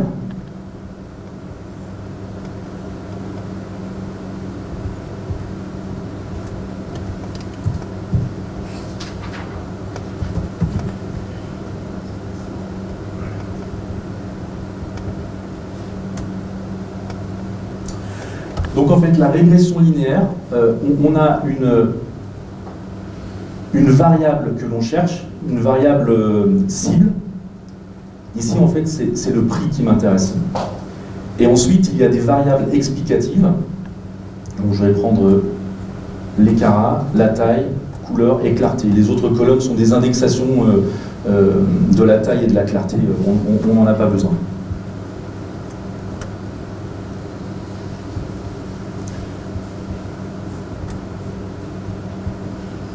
Quel est le modèle de régression linéaire qui va m'être proposé?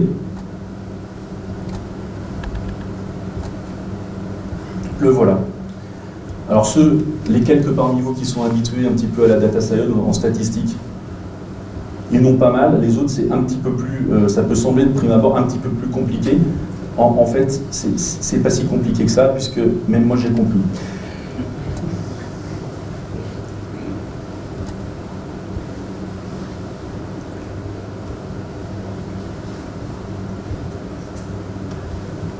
Donc là, effectivement, la variable cible est reprise, prix, on retrouve carat, la taille, color, clarité. Donc là, on me propose effectivement une valeur à affecter à x, puisque le carat est la seule variable quantitative, donc c'est 8887x, suivant le nombre de carats. Ensuite, on est uniquement sur des variables discrètes. Donc, à chaque fois, il va falloir affecter une somme complémentaire suivant la performance. Si la taille est bonne, idéale, premium ou très bonne. On va faire la même chose pour ce qui est des couleurs et la même chose pour ce qui est de la clarté. Alors, il y a 2 choses en fait à regarder essentiellement par rapport à tout ça.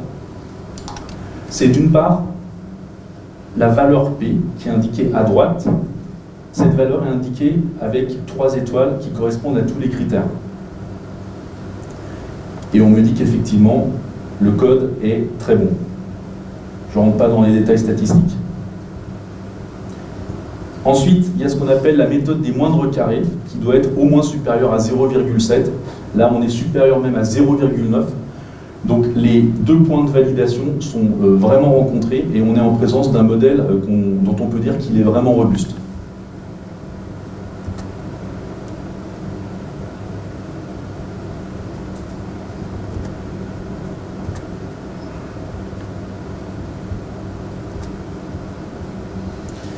Maintenant, qu'est-ce que je vais faire? Je vais venir appliquer ce modèle de régression linéaire à mon jeu de diamants pour avoir un prix à donner à mon interlocuteur.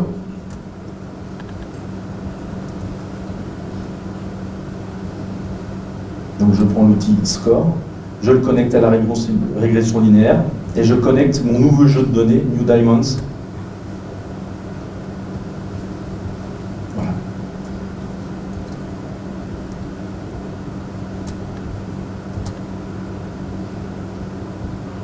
Le calcul de régression linéaire a été effectué et j'ai maintenant mon nouveau jeu de diamants avec un score, avec un calcul de prix pour chacun des diamants qui m'est proposé.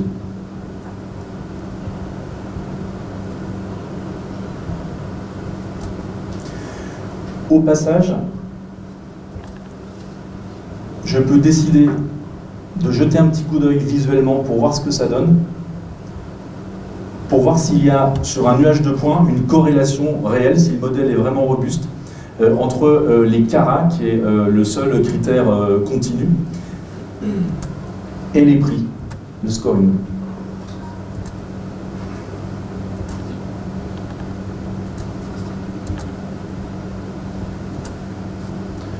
Donc j'ai ma droite de régression linéaire, j'ai les données distribuées du nouveau jeu de diamants en fonction des caras et du prix, et on peut dire qu'effectivement il y a une corrélation, il n'y a pas de problème, on s'y retrouve. C'était une manière visuelle de conforter le résultat. Dernière étape, on a les prix détaillés. Maintenant, il faut avoir le prix global. Donc je prends une fonction de somme.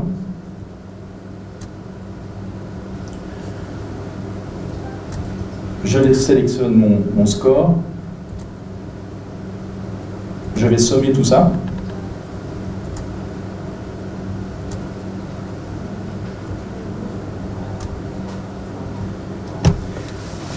Je vais vendre ces diamants, non pas au consommateur final, mais en fait à des détaillants. Et eux, il faut bien qu'ils se prennent une marge.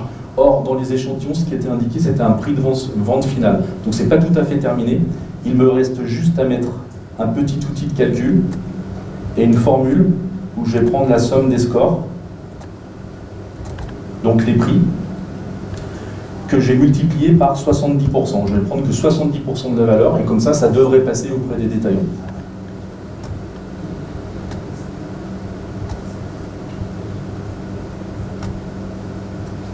J'arrive au bout du processus.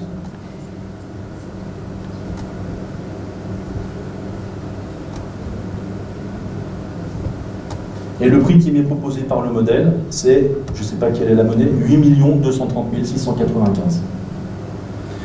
Encore une fois, il avait fallu injecter du Python, du R, etc., ça prend quand même un certain temps. Voilà, donc on a vu l'aspect préparation de données en self-service et l'aspect quelque part, entre guillemets, data science en self-service. Parfois, on a besoin de vrais data scientists ils ont leur utilité, bien évidemment. Parfois aussi, sur un mode embarqué, ça peut résoudre quand même pas mal de problématiques qui peuvent se poser en la matière.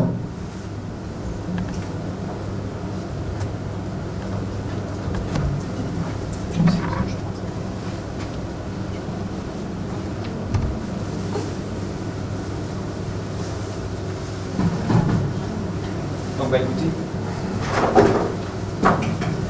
Allô?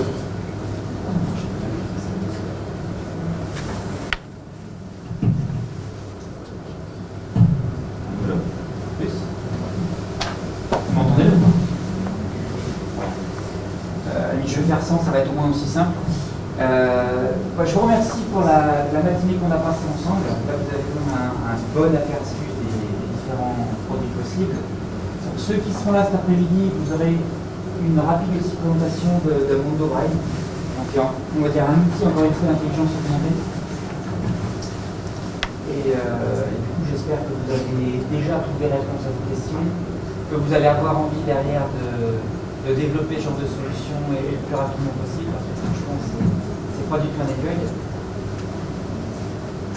Et puis, si vous avez des questions, c'est le moment. Merci Jérôme et Olivier. Est-ce qu'il y a des questions? Aussi bien sur Tableau, sur Algorithm, donc qu'on peut qualifier d'outil de data science pour le nul. Merci pour le nul.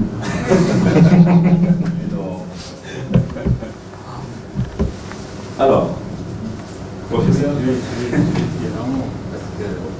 Pour le nul.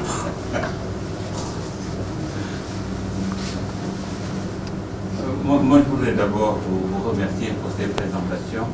Je considère que sur le baromètre de la compréhension, lorsque je parviens à comprendre très facilement des choses ultra sophistiquées, je n'ai pas le profil des auditeurs qui sont là, qui sont des spécialistes déjà, je trouve que c'est clair. Moi, je pense que votre marché, c'est les nuls. C'est eux le marché. Et il faut leur trouver des produits qui répondent à leurs besoins. Ma question n'est pas liée aux produits. Je me dirais que même en cours de route, je préparais mon compte rendu à mes collaborateurs pour leur dire que voilà, c'est aujourd'hui la voie. On a énormément de données que nous recevons, qui nous inondent. Si on ne sait pas les visualiser, on ne peut même pas les exploiter. Il faut, c'est la porte de la compréhension, de l'intelligence. Et dans tous les secteurs, c'est un besoin vital. Moi, je suis juriste. Je regarde aujourd'hui, sur toute la planète, à part quelques rares exceptions, les difficultés qu'on a à voir le droit applicable. Nous sommes cabinets, parfois les investisseurs viennent pour nous dire, dites-nous juste dans tel secteur, qu'est-ce qui s'applique? Et on a du mal à les trouver. Il y a énormément de possibilités à développer, surtout sur le contrat. Vraiment énormément. Vous prenez aujourd'hui tous les États qui participent au classement de Business. Tous. Vous ne pouvez entrer dans aucun État où l'on vous dise voilà les textes qui sont concernés par le Business et quel est le lien qui existe entre tous ces textes. Personne ne peut vous le dire. L'histoire que vous montrez tout à l'heure par rapport au grossiste diamantaire, mais on a le même problème en droit. C'est le même. Le juriste fait la même chose pour appliquer un texte de loi. Il sélectionne. Et après, au bout du compte, il va vouloir aussi tarifer, parce qu'il ne sait pas. Moi, je ne voyais pas l'exemple que vous donniez. Je voyais juste mon secteur. Quand vous montrez, par exemple, pour les écoles, les corrections des données. Mais pour nous, c'est des problèmes juridiques. Quand la base est fausse, vous êtes parti sur un mauvais constat, vous cherchez les causes, dès que vous les identifiez, vous connaissez les effets, c'est terminé, il n'y a plus de litige. Et ça, vous l'appliquez dans le domaine du droit, c'est juste un régal. Vous allez peut-être nous montrer un nouveau domaine, on n'a pas encore mis le pied. Merci. Vraiment, j'ai eu à en discuter plus d'une fois avec Moustapha et son équipe talent au sein de Bantou. Moi, je n'attends qu'un projet de visualisation qui offre une solution. Parce qu'aujourd'hui, le droit, c'est comme une maison compartimentée, comme le cerveau, droite et gauche, où vous avez des normes publiques et des normes privées. Mais à étage, vous avez le rez-de-chaussée sur le système national, public-privé, le niveau régional, et qui est aussi éclaté à l'échelle continentale, et le niveau international. Et les fondations sont constituées par tout ce qu'on a comme règles éthiques, qui peuvent être aussi publiques ou privées. Je vous le dis parce que je le vis et je sais le voir dans le cerveau individu. J'aimerais le voir, tout simplement. Et entrer dans n'importe quel État et le voir. Donc aujourd'hui, si on avait ça dans les différentes régions de l'Afrique et au sein de chaque État, regardez le panorama que vous donnez tout à l'heure avec Michael Jackson. Imaginez que vous entrez dans un État, vous avez tous les secteurs de la vie économique et sociale, culturelle, tout ce que vous voulez, comme ça, en nuage, et avec toutes les interrelations qui existent. Il n'y a plus de problème. C'est la clé aujourd'hui en termes de gouvernance, de régulation vers la République numérique. Parce que la République numérique, ce n'est rien d'autre qu'une plateforme. C'est tout. Et aujourd'hui, avec, comment dirais-je, les outils de data viz, vous avez vraiment un boulevard devant vous. Moi, je n'ai pas de questions, je dis juste, si ça vous intéresse, quand est-ce qu'on commence? Bon, c'est quelques... Des fois, il y a des rencontres, c'est pas le hasard, et puis tu aussi. Et c'est ce qu'il y a eu avec le professeur. Donc, je suis tombé sur lui dans un panel, et puis depuis lors, c'est le compagnonnage en tant que client, en tant que partenaire.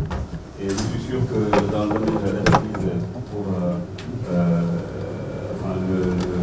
la partie juridique, ça, c'est sûr que c'est un projet acté et qu'on va y aller très rapidement. Merci à tous.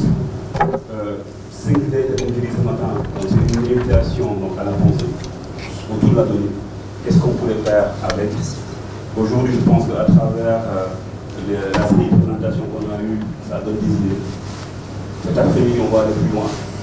Teranga sénégalaise oblige, donc on a laissé nos partenaires, nos invités, on va dire, montrer le savoir-faire en termes de la vie. Cet après-midi, on va aller un peu, pas trop dans la technique, on va parler vraiment de big data. Et comment est-ce que ça va venir s'interconnecter avec tout ce qu'on a vu? C'est quoi le big data? Comment on met en place un cluster, les outils qu'on utilise et une de use case qu'on va mettre en place. Je ne pourrais terminer sans remercier l'équipe qui est déjà là, donc notre service commercial. Et j'aimerais qu'avec moi, que vous les applaudissiez. Je vous remercie. Nous avons eu beaucoup de succès sur cet événement. À un moment donné, on a vu malheureusement refuser des invitations. Et cela juste nous a donné une idée que cette rencontre 5 Data, ça doit être un événement annuel, au moins. On a commencé dans cette petite salle avec une quarantaine de personnes. Et je ne doute pas que d'ici quelques années, Inch'Allah, il va falloir aller au grand théâtre ou dans un endroit encore beaucoup plus grand. C'est pas le moment de rentrer. On va passer maintenant aux choses sérieuses pour les doubleurs, pour les dollars. On va aller se restaurer. Et ce qui reste pour l'après-midi, ce sera avec plaisir que de nous recevoir à partir de 15h. Merci.